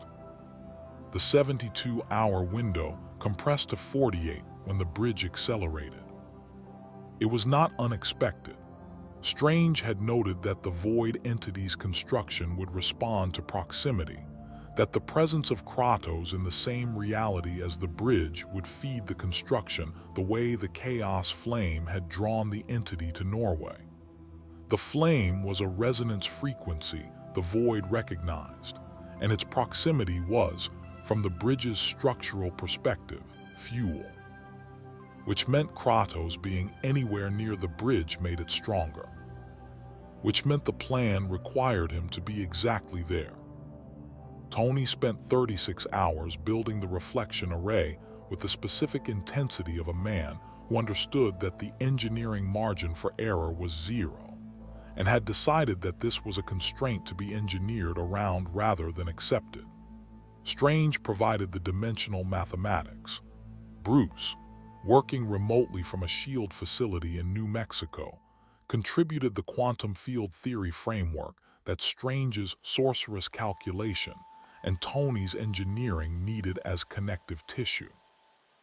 Reed Richards, contacted through channels that required 3 diplomatic intermediaries, and a promise from Fury that certain SHIELD files would remain permanently sealed, provided a theoretical model for dimensional reflection that he had been developing for 6 years, and had not previously shared, because he had not previously had a practical application for it. Peter ran calibration checks for 14 hours straight and ate 4 sandwiches, and fell asleep on a lab couch at hour 15, and woke up 40 minutes later and kept going. Atreus, who had been given a room at the tower and had been quietly observing everything with the specific attention of someone whose education had included combat, mythology, languages, and the management of divine crises but not advanced technology, spent the 36 hours moving between the lab and the training floor and the roof, learning the shape of the place the way a navigator learned the shape of new waters, not rushing it, building a comprehensive map. On the second day, he found Peter on the roof running stress tests on his web shooters, which had taken minor damage in Norway and had been repaired, but needed real-use testing to confirm the repair held. They sat on the roof's edge for 2 hours. Atreus's English was improving with the speed of someone who had learned multiple languages before, and understood that language acquisition was primarily a matter of committed attention rather than time. Peter's Old Norse had not improved at all, but he had downloaded a translation app that was doing better work than it had any right to. "Your father," Atreus said, testing the construction of the sentence with the care of someone building in a new medium. "Is he here, in this city?" Peter was quiet for a moment. "No, he's not." He looked at his web shooter. "He's not anywhere anymore." Atreus took this in. He did not offer the immediate consolation that most people offered, the reflexive reassurance that sat on top of loss like a bandage on a wound that needed something more than bandaging. He sat with it, the way his father sat with things, the way the Norse tradition had taught him to sit with hard facts, giving them space to exist rather than rushing to resolve them. "My father," Atreus said eventually, "was not always good." Peter looked at him. "He was not always what he is now." Atreus chose his words with the deliberateness of someone translating not just between languages but between experiences. "He became, over time, with much difficulty." He paused. "The becoming was the most important part, I think, not what he was, what he chose to become." Peter looked out at the Manhattan skyline. The specific gray and light of the city at mid-morning, the particular quality of living in a place that never quite stopped making noise, that held 10,000 private griefs and 10,000 private joys simultaneously in its density, and kept moving anyway. "Yeah," Peter said, "I think I understand that." The bridge was in the Catskills. Not because the void entity had chosen it for any geographical reason. It had no relationship with geography. It had chosen the location the way a route chose the path of least resistance through soil, following the dimensional fault line that ran through this reality's fabric at that particular longitude, the natural seam in the structure that made the construction easiest. The array Tony had built was loaded into 3 separate vehicles and transported up through the night. Strange had established a perimeter around the location through a combination of ward work and the specific application of sling ring geometry that essentially told the surrounding area that nothing unusual was happening there. A perceptual bubble that would hold for approximately 4 hours before the bridge's own energy overflow dissolved it. 4 hours was the window. Every Avenger was on site.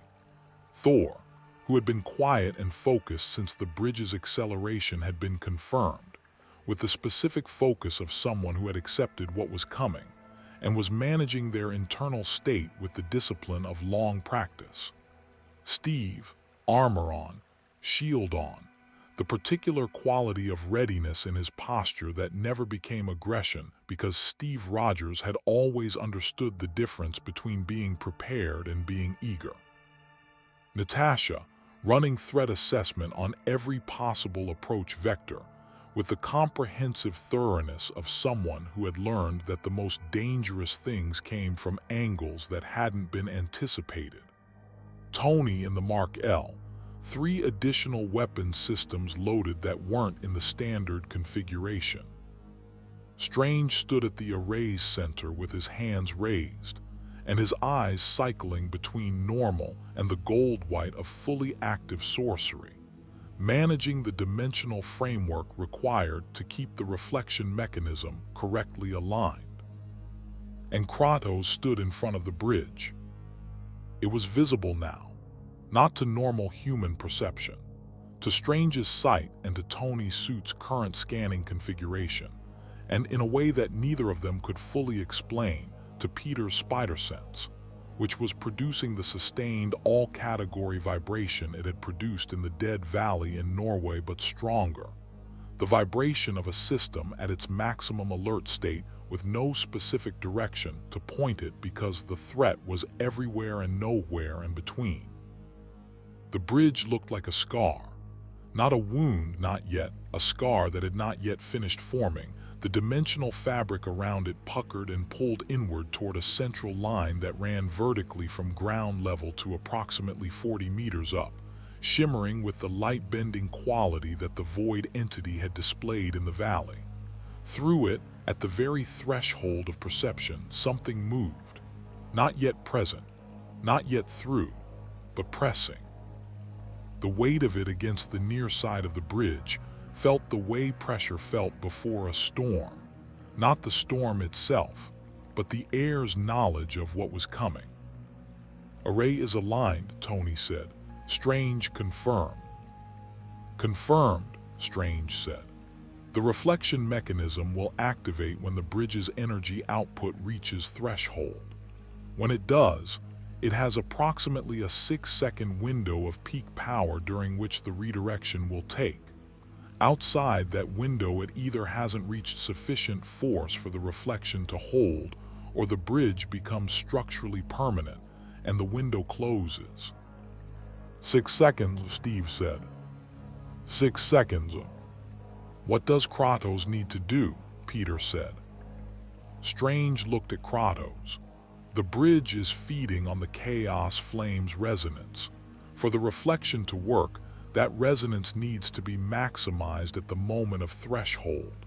The bridge needs to be pulling as hard as it can pull when the array activates, which means..." "He needs to do the opposite of Norway," Peter said. "Yes, he needs to open the flame completely, not suppress it, release it, every restriction off. The bridge floods with maximum resonance, the array catches the energy at peak, the reflection activates, and whatever is pressing through from the other side meets itself coming back." "And Kratos," Steve said. Strange's pause was honest. "The energy release at maximum will be significant. The reflection will direct the bulk of it back through the bridge, but proximity affects." "He knows," Thor said quietly. He had been talking to Kratos in Low Norse for the past 30 seconds, and the conversation had the quality of something that had already been discussed and decided before the briefing began. "He has always known, since I explained the plan to him yesterday." Peter looked at Kratos. Kratos looked forward at the bridge, at the scar in the world's fabric and the pressure behind it. "Let me take a position closer," Peter said. "Web line. The moment the reflection fires, I can pull him back from the center. The energy at detonation will." "I'm fast," Peter said, "and I'm good at being somewhere else when something goes wrong, right? That's what you said." He looked at Strange. "Let me do this." Strange looked at him for a moment. "Don't miss," Strange said. Peter was already moving to his position, 20 meters to Kratos' left, a web line attached to an oak tree behind him, shooter aimed and ready. The bridge shuddered. "It's reaching threshold," Strange called. 60 seconds. The pressure behind the bridge increased. Through the scar in the air, the movement on the other side became something more than perception, became a sound beneath sound. The same foundational groan the arrival rift had made above Manhattan, but sustained, continuous building.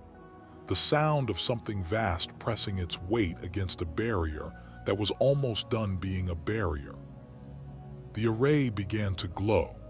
Tony's suit ran a final alignment check, and confirmed everything was in position. Thor raised Mjolnir, not for a throw but for the lightning, for the input the array needed as a power source to execute the reflection at the scale required. 30 seconds, Strange said. Kratos looked to his right. Atreus was not on site. Tony had been very clear about that, and Kratos had been very clear about agreeing. The boy was at the tower, safe, which meant that what Kratos was about to do was not being done in the presence of anyone he needed to protect from the consequences of it. Which made it simpler. He opened the chaos flame. Not partially, not with the careful management that decades of hard learning had produced in him, not with the control that his mother's memory and his son's presence and his own stubborn insistence on being different from what he had been had taught him to maintain. He released it the way he had released it only twice before in his life. Once at the end of everything he had built in Greece, once at the moment he had understood what his father truly was.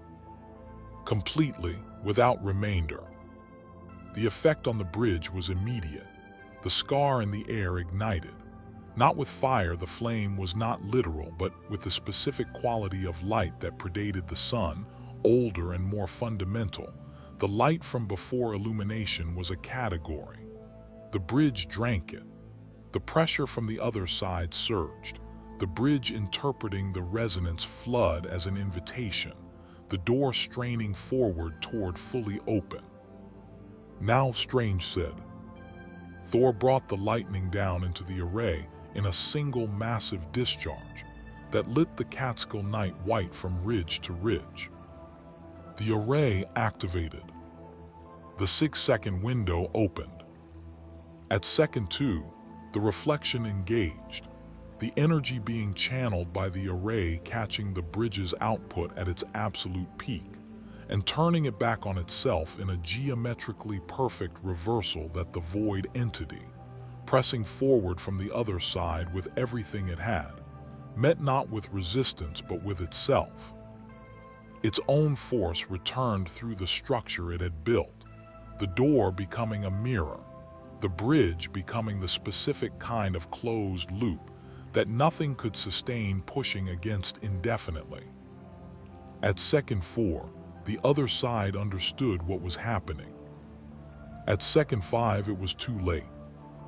At second 6, the bridge collapsed inward, not outward, not in the explosive release of a destroyed structure, inward, folding back through its own foundation the way a tunnel flooded from both ends simultaneously, the dimensional fabric snapping back to its natural state with a report like a thunderclap made of silence.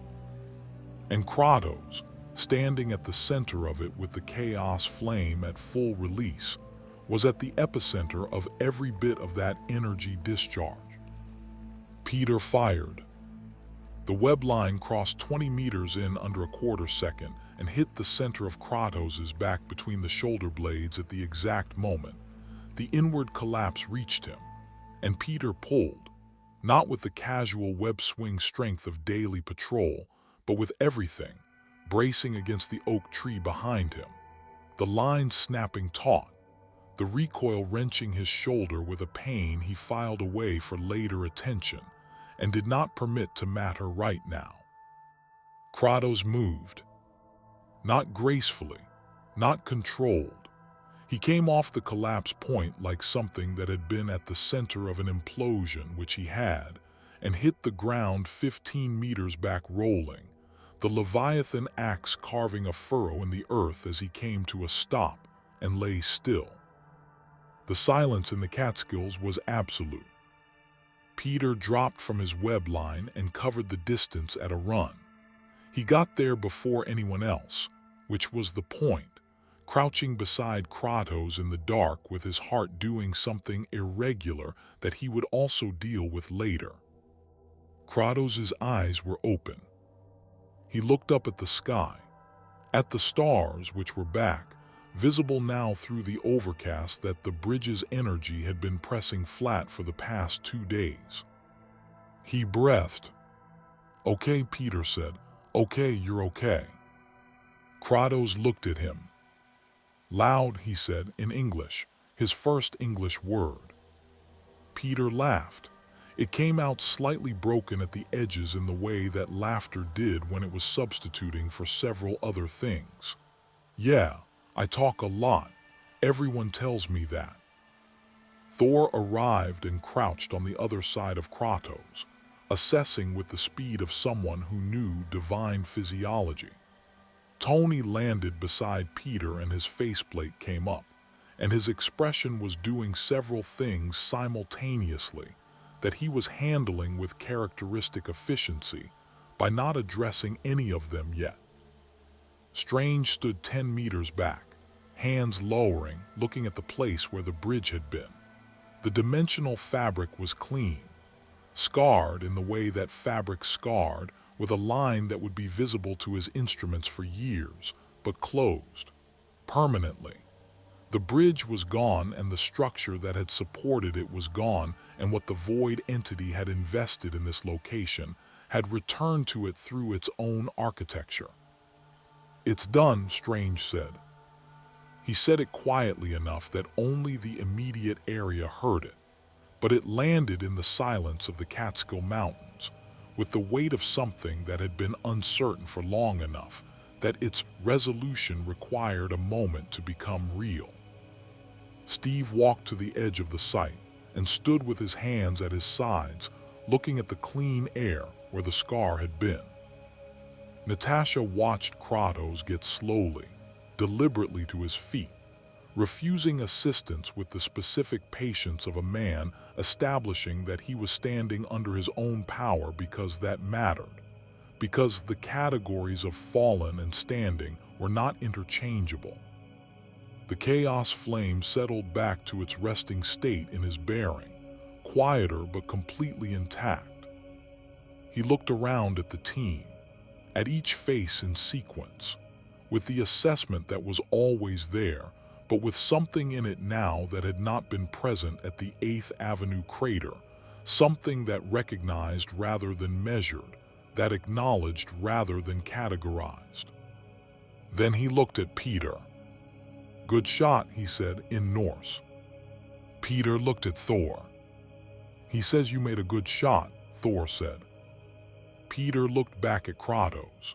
He tried to find something appropriately meaningful to say in response, something that matched the specific gravity of the moment and the specific quality of what had been risked and what it held and what they had come through. "Thanks," he said. "I've been practicing."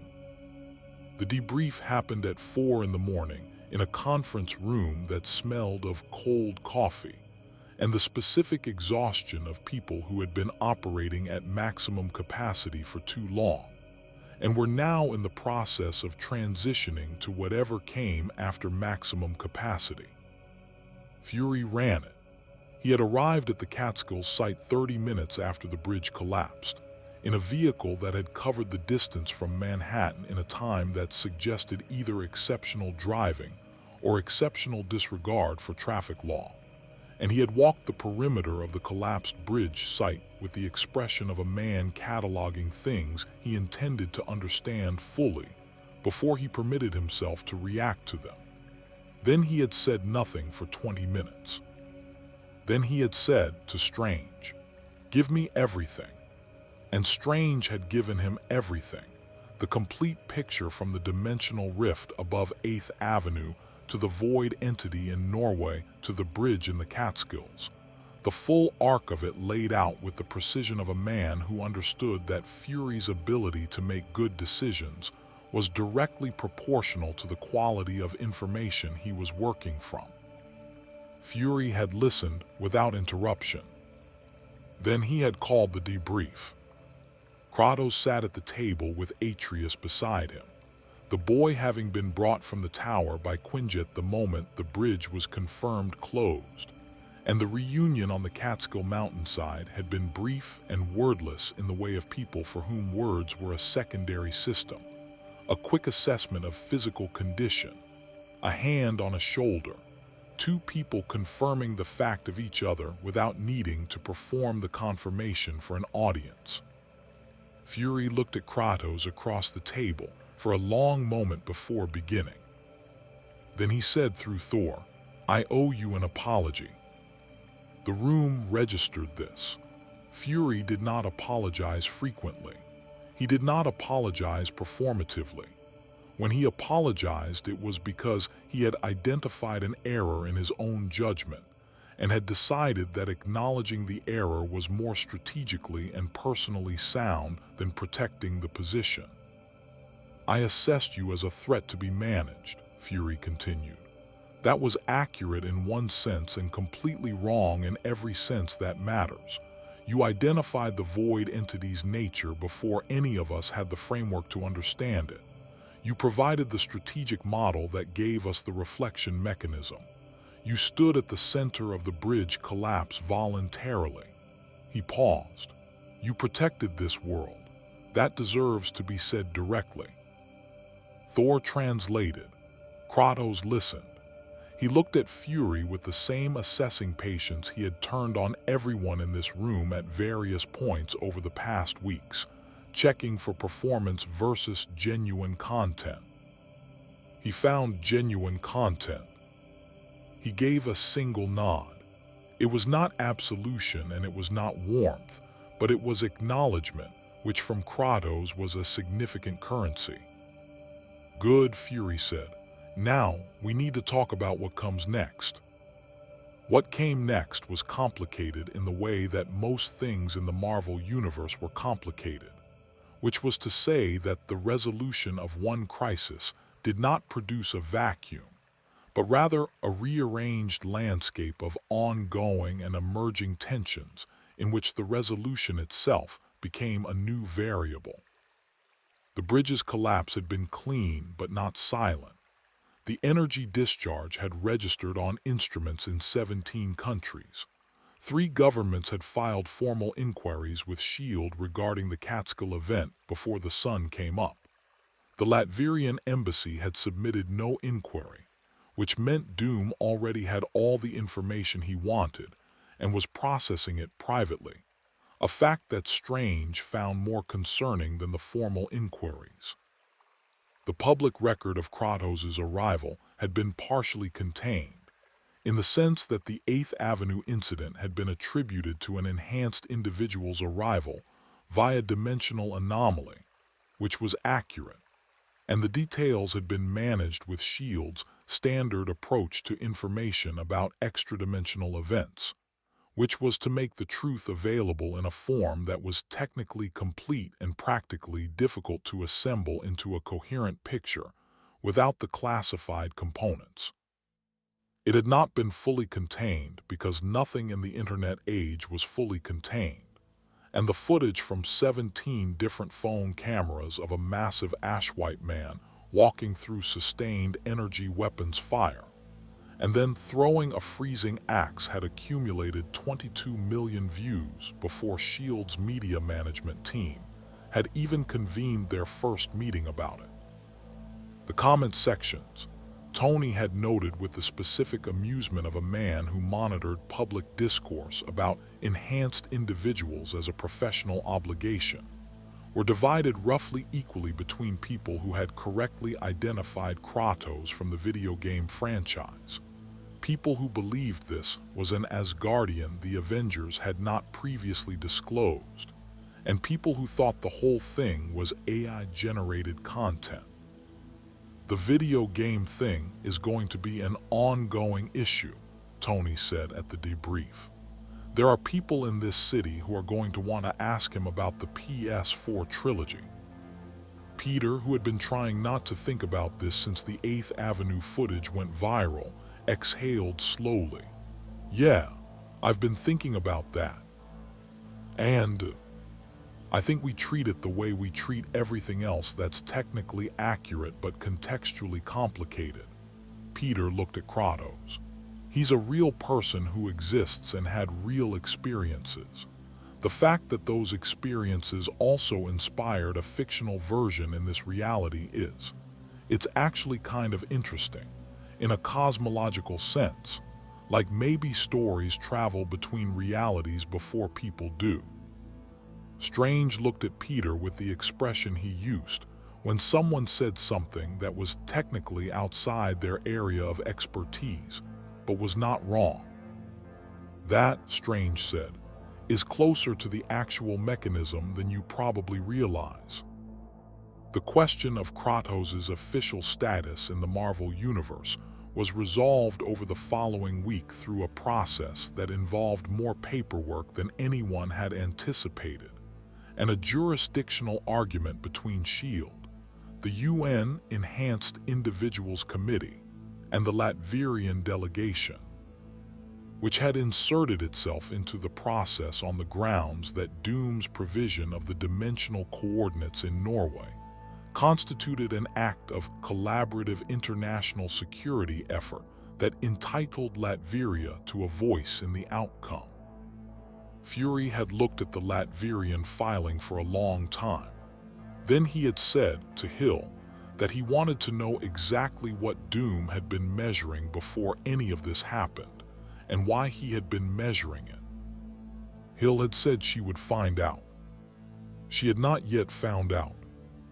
The formal outcome was a designation of extra-dimensional protected entity, a classification that SHIELD had used exactly twice before, both times for beings whose power profile exceeded the agency's capacity for enforcement, and whose cooperation was strategically preferable to any attempt at compelled compliance. The designation provided legal presence in the United States, access to Stark Tower facilities, and SHIELD resources on a cooperative basis, and a formal acknowledgement that Kratos was not subject to the Enhanced Individuals Registration Framework on the grounds that a framework designed for beings native to this reality did not have coherent jurisdictional application to someone from a different cosmology entirely. Kratos had listened to the full explanation of the designation through Thor's translation, and had then asked a single question. Does it mean I can remain here while the boy and I find a way home? Yes, Tony had confirmed. That was exactly what it meant. Kratos had accepted. Atreus adapted to the Marvel Universe with the specific resilience of someone whose life had already required adaptation to circumstances that most beings never encountered, and who had developed, through that process, an extremely functional relationship with the unexpected. He was also 17, or the divine equivalent of 17, and 17 adapted to new environments with a speed that made adults feel the passage of time acutely. Within a week, he had a working grasp of conversational English. Within 2 weeks, he had consumed everything the Tower's library held on Norse mythology, which he had read with the expression of someone reviewing a document that was mostly accurate, but contained several editorial choices he found questionable, and had moved on to the broader Marvel Universe's cosmological record, which he was approaching with the systematic thoroughness of a scholar who had been trained to treat all information as potentially operationally relevant. He and Peter had established a dynamic that had the comfortable efficiency of people who had decided they were friends, and were now simply inhabiting that fact without ceremony. They sparred on the training floor 3 mornings a week, Atreus with the talon bow and the combat knife work that Kratos had spent years teaching him, and Peter with the web shooters, and the reflexive acrobatics of someone who processed his environment through his body rather than his eyes. And the result was training sessions that were genuinely competitive and occasionally resulted in both of them on the floor laughing at something that had gone more wrong than expected. Tony watched one of these sessions from the observation level above the training floor, and then went back to his lab and did not say anything about it to anyone. But he pulled up the Stark Foundation scholarship parameters for extra-dimensional individuals and spent 2 hours writing a new framework document. He did not show it to anyone yet. It was early, but some things were worth preparing for. Thor found Kratos on the tower's roof on the seventh night after the Catskills, standing at the roof's northern edge, looking out at the city in the specific posture of someone engaged in conversation with the inside of their own head. Thor had been looking for an appropriate moment for the conversation he needed to have since Norway. He had been finding reasons to delay it, which he recognized as a character tendency rather than a strategic decision, and had decided on the seventh night to stop finding reasons. He stood beside Kratos at the railing.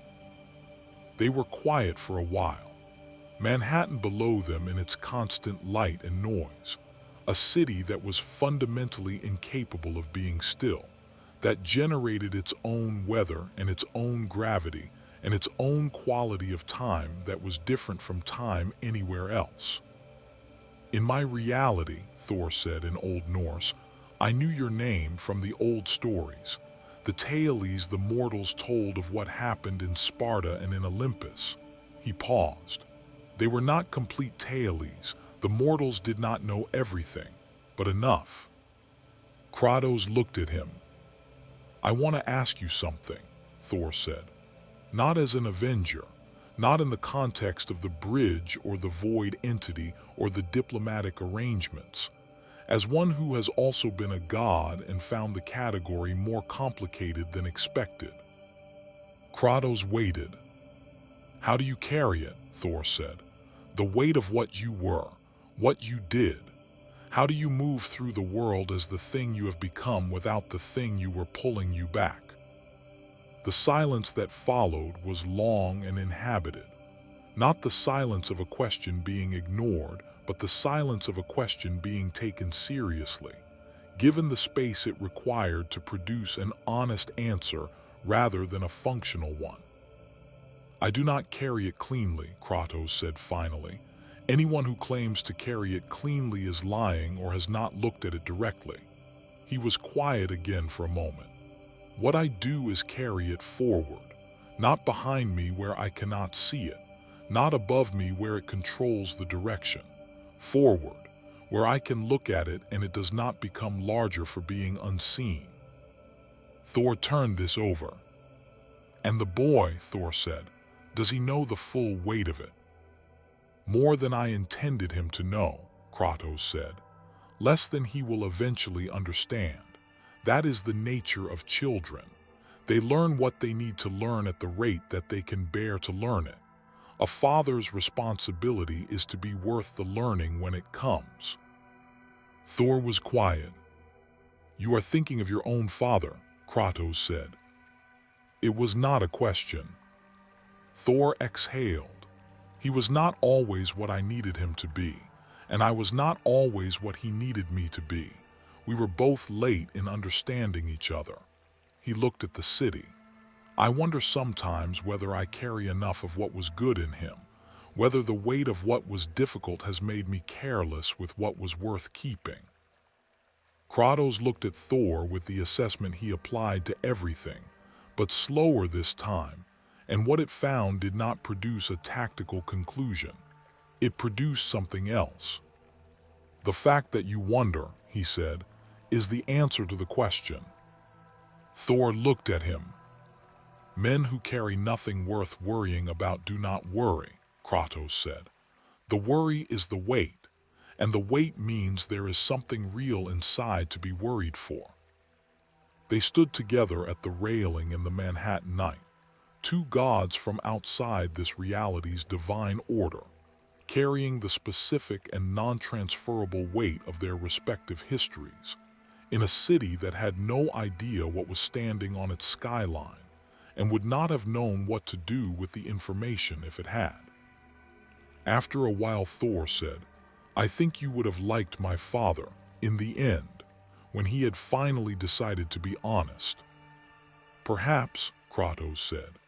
"I have found that gods who decide to be honest late are more interesting than gods who were never dishonest to begin with. Honesty costs more when it requires the admission of what you were before." Thor smiled, not the broad public smile, the one he used for press appearances and diplomatic functions, the smaller one, the one that was actually his. The letter from Xavier arrived on the 9th day. Not a communication through strange or a diplomatic channel. A physical letter, handwritten, on paper from a source that Peter identified as likely coming from a very old tree given its texture. Delivered by a woman in a yellow and blue uniform who handed it to the tower's front desk, with the polite efficiency of someone who did not consider this delivery to be the most unusual thing she had done this week. Xavier wrote to Kratos directly. The letter was in ancient Greek, which surprised Tony considerably, and which Peter later learned had required Xavier to spend 6 hours with a classical scholar he kept on retainer for exactly this category of situation. The letter did not repeat the offer of sanctuary. It did not make any ask at all. It said, in the precise and measured language of a man who had spent 50 years learning, that the most important communications were often the ones that did not require anything of their recipient. That the X-Men had been watching the Catskill event from Westchester. That the instruments had shown clearly what Kratos had done and what it had cost and what it had protected. That Xavier wanted him to know that the community of people in this world who understood what it was to carry power that others feared, and to choose consistently to use that power in service of protection rather than dominance, was larger than it might appear from the outside. That Kratos and his son were welcome in it, without condition or obligation, whenever and if ever that welcome was wanted. The last line read, "What you did in those mountains was witnessed. You should know that." Kratos read the translated letter twice. Then he folded it carefully and placed it inside his tunic, against his chest, in the specific location where he kept the few things he treated as worth keeping. He did not say anything about it to anyone. But that evening, at dinner in the tower's communal kitchen, a meal that had evolved over the preceding week into a nightly gathering that nobody had formally organized, and nobody was willing to be the person who ended by not showing up. Kratos sat at the table with Atreus on his left and Peter on his right, and ate with the specific quality of presence that was different from how he had occupied space at the first of these dinners. Less guarded. Not open exactly. That was not a category his history had made easy, but present. Actually in the room rather than monitoring it. Thor was arguing with Tony about the relative merits of Asgardian mead versus what Tony was describing as a perfectly engineered cocktail. And Tony was producing from behind the kitchen island, with the showmanship of a man who considered mixology a legitimate branch of engineering. Steve was losing an arm wrestling match with Atreus, which Atreus was winning with a focused intensity that suggested he was taking the activity completely seriously, and did not understand the concept of a gracious victory yet. Natasha was watching all of this from her position at the counter, with the expression she wore when she was permitting herself to find something genuinely enjoyable, which looked from the outside like a slight softening around the eyes, and from the inside, Peter suspected, like something considerably larger. Peter caught Kratos watching Atreus beat Steve and said, through the translation app, "He's going to be unbearable about this for at least 2 days." Kratos looked at Peter, then at Atreus, who was now accepting Tony's congratulations with the gracious confusion of someone who had not expected the celebration, but was willing to engage with it. Then back at Peter. "Yes," Kratos said, in his new English, the single syllable carrying inside it a warmth that his face did not fully commit to, but did not deny either. Peter grinned. Strange found the second marker on a Wednesday. Not a bridge, not a foundation. Something smaller and more deliberate, planted in the dimensional fabric of a different city entirely, bearing a signature that was not the void entity's frequency, but something adjacent to it. Something that had learned from the void entity's failure and was approaching the problem differently. He sat with this information for 2 hours before deciding who to tell first.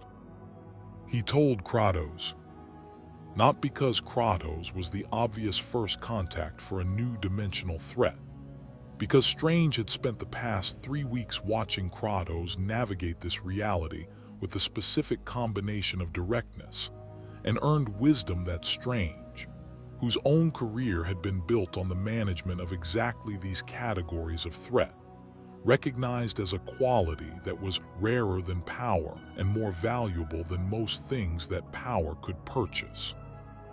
He told Kratos, and Kratos listened to the full picture, and then he asked 2 questions, both precise, both cutting directly to the operative center of the problem in a way that confirmed Strange's decision to come to him first. Then Kratos said, "Show me." Strange showed him. They stood together in the Sanctum Sanctorum in the specific light of its windows, the older and more complicated light that Strange's predecessor had installed in a frame he had not fully understood when he inherited it. 2 people who had each arrived at their current positions through routes that had cost considerably more than expected, and had produced, through that cost, a particular quality of capability. "This will not be the last," Strange said. "The void beyond the framework knows this reality exists now. The bridge failed, but the knowledge of where the door was built does not fail with the attempt." "No," Kratos agreed, "it does not. But we are going to need to be ready for what comes next." Kratos looked at the marker Strange had mapped, hovering in the sorceress display between them in the sanctum's old light. He looked at it with the patience of a man who had been in this position before, standing at the beginning of a long road looking at the first indication of what the road contained, making the internal decision that the road was worth walking. He had made this decision before, in Sparta, in Olympus, in the cold of the Norse mountains with a boy who needed a father and a father who needed to learn how to be one. He would make it again. "Then we will be ready," he said. Outside the sanctum's windows, New York moved through its afternoon with the magnificent indifference of a city that did not know what was standing in it, what had been protected in those Catskill Mountains, what doors had been held closed by the combined effort of people who had chosen, each for their own reasons and each at their own cost, to stand between existence and what wanted to unmake it. In a tower 40 blocks north, Atreus was reading. In a shield facility on the other side of the river, the instruments were clean. In a lab 3 floors below where this sentence is ending, Tony Stark was building something new.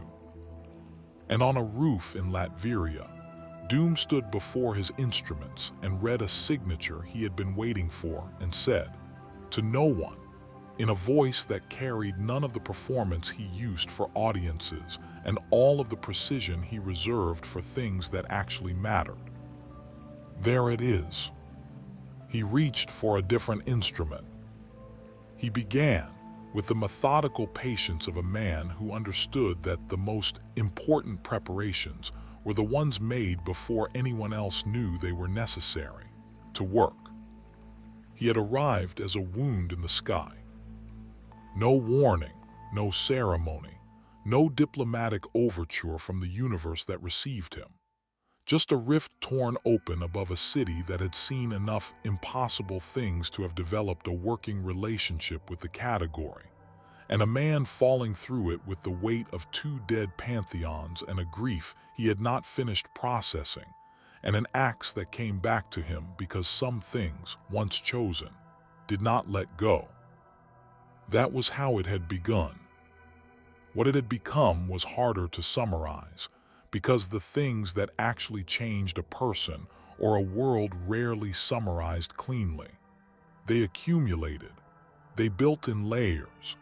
They revealed themselves fully only in retrospect, when the distance was sufficient to see the shape of what had happened rather than just the sequence of it. Kratos had not come to the Marvel Universe to save it. He had not come with a mission or a purpose or a destiny, the architecture of fate that had defined so much of his earlier life, and that he had spent the better part of 2 decades systematically dismantling, first with a blade, and then with something harder and more demanding than a blade. He had come because something had pulled him through a rift in the world tree and deposited him in a crater on 8th Avenue on an overcast Tuesday, and the world had simply been there when he landed. But the world had changed because he was in it. That was the thing about beings of sufficient weight. They did not leave the ground the same when they stood on it. Hydra siege on 8th Avenue was the smallest of it. A Hydra siege was a Tuesday in the city, and its resolution by an extra-dimensional god of war was remarkable only in degree rather than category. What mattered was what came after. The void entity in Norway, drawn by the chaos flame's resonance across dimensional boundaries, would have completed its bridge construction in 72 hours without intervention. What came through that bridge would not have been stoppable by any force native to this reality. Strange's honest assessment, shared privately with Tony and not included in any official report because the official report served different purposes than the truth, was that the void entity's full manifestation in this reality would have produced effects comparable to an Infinity Stone event. Not in the specific localized way of Thanos' snap, but in the structural way. The kind of damage to the fabric of reality that took centuries to repair and left the universe running below its original capacity permanently. That had not happened, because Kratos had stood at the center of a bridge collapse and opened the chaos flame completely, and trusted a teenager with web shooters to pull him back in time. The world did not know this. Most of the world would never know this. That was the nature of the things that happened at the level Kratos operated. They occurred in the spaces between the public record and left their evidence only in what did not happen, in the continuation of ordinary life that felt unremarkable precisely because it had been protected. But it had been protected, and the protection had cost something real, paid by someone who had no obligation to this world, who had arrived here against his will, who could have spent his time here pursuing only the return journey and the recovery of his son and the private resolution of his own situation. He had not done that. He had done what he had spent the latter portion of his life learning to do, which was to see suffering that he had the capacity to prevent and choose to prevent it, not from guilt or compulsion, or the divine mandate that had once chained him to a purpose he had not chosen, but from the free decision of a person who had burned through everything that was not essential and found, at the center of what remained, that this was what he was. That was the thematic truth of what had happened in the Marvel Universe, stripped of the cosmic scale and the power level calculations, and the faction politics that were real and mattered, and were also not the point. The point was simpler. A man who had been shaped by war and loss and the specific damage of a life lived in proximity to divine power wielded without wisdom had spent decades becoming someone different, not erasing what he had been, not pretending the ash on his skin was decorative, carrying it, as he had told Thor, forward, into a new world, into a situation that asked him to be seen and assessed and measured by people who did not know him, and choosing, in that situation, the same person he had been choosing to be in the Norse realms, in the quiet moments with his son, in the hard conversations at the edge of the world. That consistency under conditions specifically designed to reveal inconsistency was the achievement, not the bridge, not the void entity, the consistency. And the world was different for it. Thor was different for it. The conversation on the roof had opened something in Thor that he had been managing rather than examining, the complicated inheritance of a complicated father, the question of what to keep and what to release from a history that was large and uneven. He had not resolved it in a single conversation with an ash-white god from a different cosmology. Resolution of that category of question did not come from single conversations, but the question had been looked at directly, in the company of someone who had navigated a more extreme version of the same terrain, and that direct looking was its own kind of progress. Peter was different for it, in ways he would not fully understand for years, in the way that the most significant influences on a young person's development were not the dramatic ones but the quiet ones, the examples seen in passing, the quality of behavior observed in someone who did not know they were being observed and behaved the same way regardless. He had watched Kratos move through 3 weeks of assessment and pressure and recruitment and threat, watched him hold his ground without aggression, protect without being asked, extend trust carefully but genuinely, carry grief without letting it become the primary thing about him. He had watched a man who had every reason to be defined by what he had lost choose to be defined instead by what he had decided to become. Peter Parker was already doing this. He had been doing it since the night on a rooftop with a man he could not save, and a responsibility he chose to accept. But watching it done by someone else, someone whose losses had been larger and whose road had been longer, had clarified something in him, had made the choice feel less like a burden and more like a direction. Strange had gained a colleague, which was a category Strange rarely populated willingly, and which the Sorcerer Supreme's operational capacity benefited from considerably. Kratos was not a sorcerer and had no interest in becoming one, but he understood the nature of what Strange protected in terms that most of the Avengers did not and could not, because understanding it required having existed at the level where it was relevant. The second marker Strange had found would be the first of their collaborative work. It would not be the last. And Doom had gained information, which was always what Doom was actually seeking beneath whatever else he appeared to be seeking, and the information was this: that something outside the framework of this reality's cosmology had identified this universe as accessible and interesting, and that the being who had drawn it here was now resident in this reality with the full knowledge and provisional support of its primary protective forces. Doom's response to this information was not fear, and was not the kind of aggressive strategic preparation that fear drove. It was the careful, methodical preparation of a man who understood that the next attempt would be smarter than the last one, and that the appropriate response to a smarter threat was a smarter preparation. What that preparation would produce was not yet clear. What was clear was that it had begun.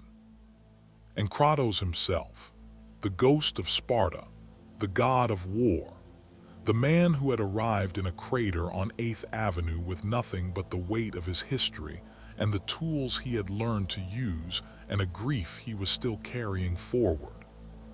He had found his son. He had protected a world that was not his. He had made, in a city and a reality that had every reason to treat him as a threat, the specific and improbable thing that trust became when it was extended by people with good reason not to extend it, and honored by someone who understood the weight of receiving it. He did not know yet how to go home. The dimensional research was ongoing. Strange and Tony were working parallel tracks on the transit problem. Strange from the sorceress side and Tony from the quantum engineering side. And Bruce had sent 3 papers from New Mexico that Tony had described as either breakthrough material or complete nonsense, and had not yet determined which. There would be a way. The world tree connected everything. The connections could be mapped and navigated by people with sufficient knowledge of the structure. They had time. In the meanwhile, there was this, the tower and the people in it.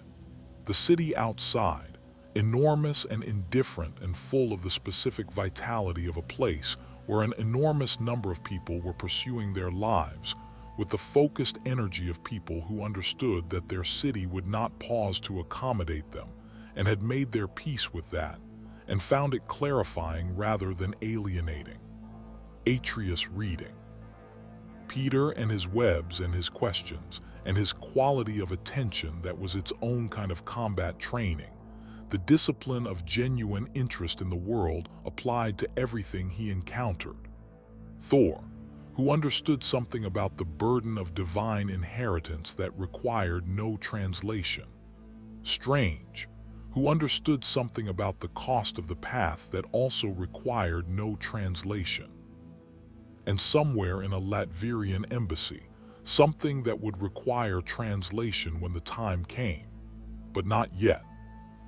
For now, on a morning 10 days after the Catskills, Kratos stood on the tower's roof and looked at the city below him and felt the chaos flame at its resting state in his chest, quiet and permanent, the mark of everything he had been and everything it had cost to become someone worth being. He thought of Faye. He thought of her in the specific way he had learned to think of her, not as loss but as origin, the point from which the most important things had grown. He thought of what she would have made of this city, this universe, these people. He thought she would have found it interesting. He thought she would have found the boy with the webs and the questions particularly interesting.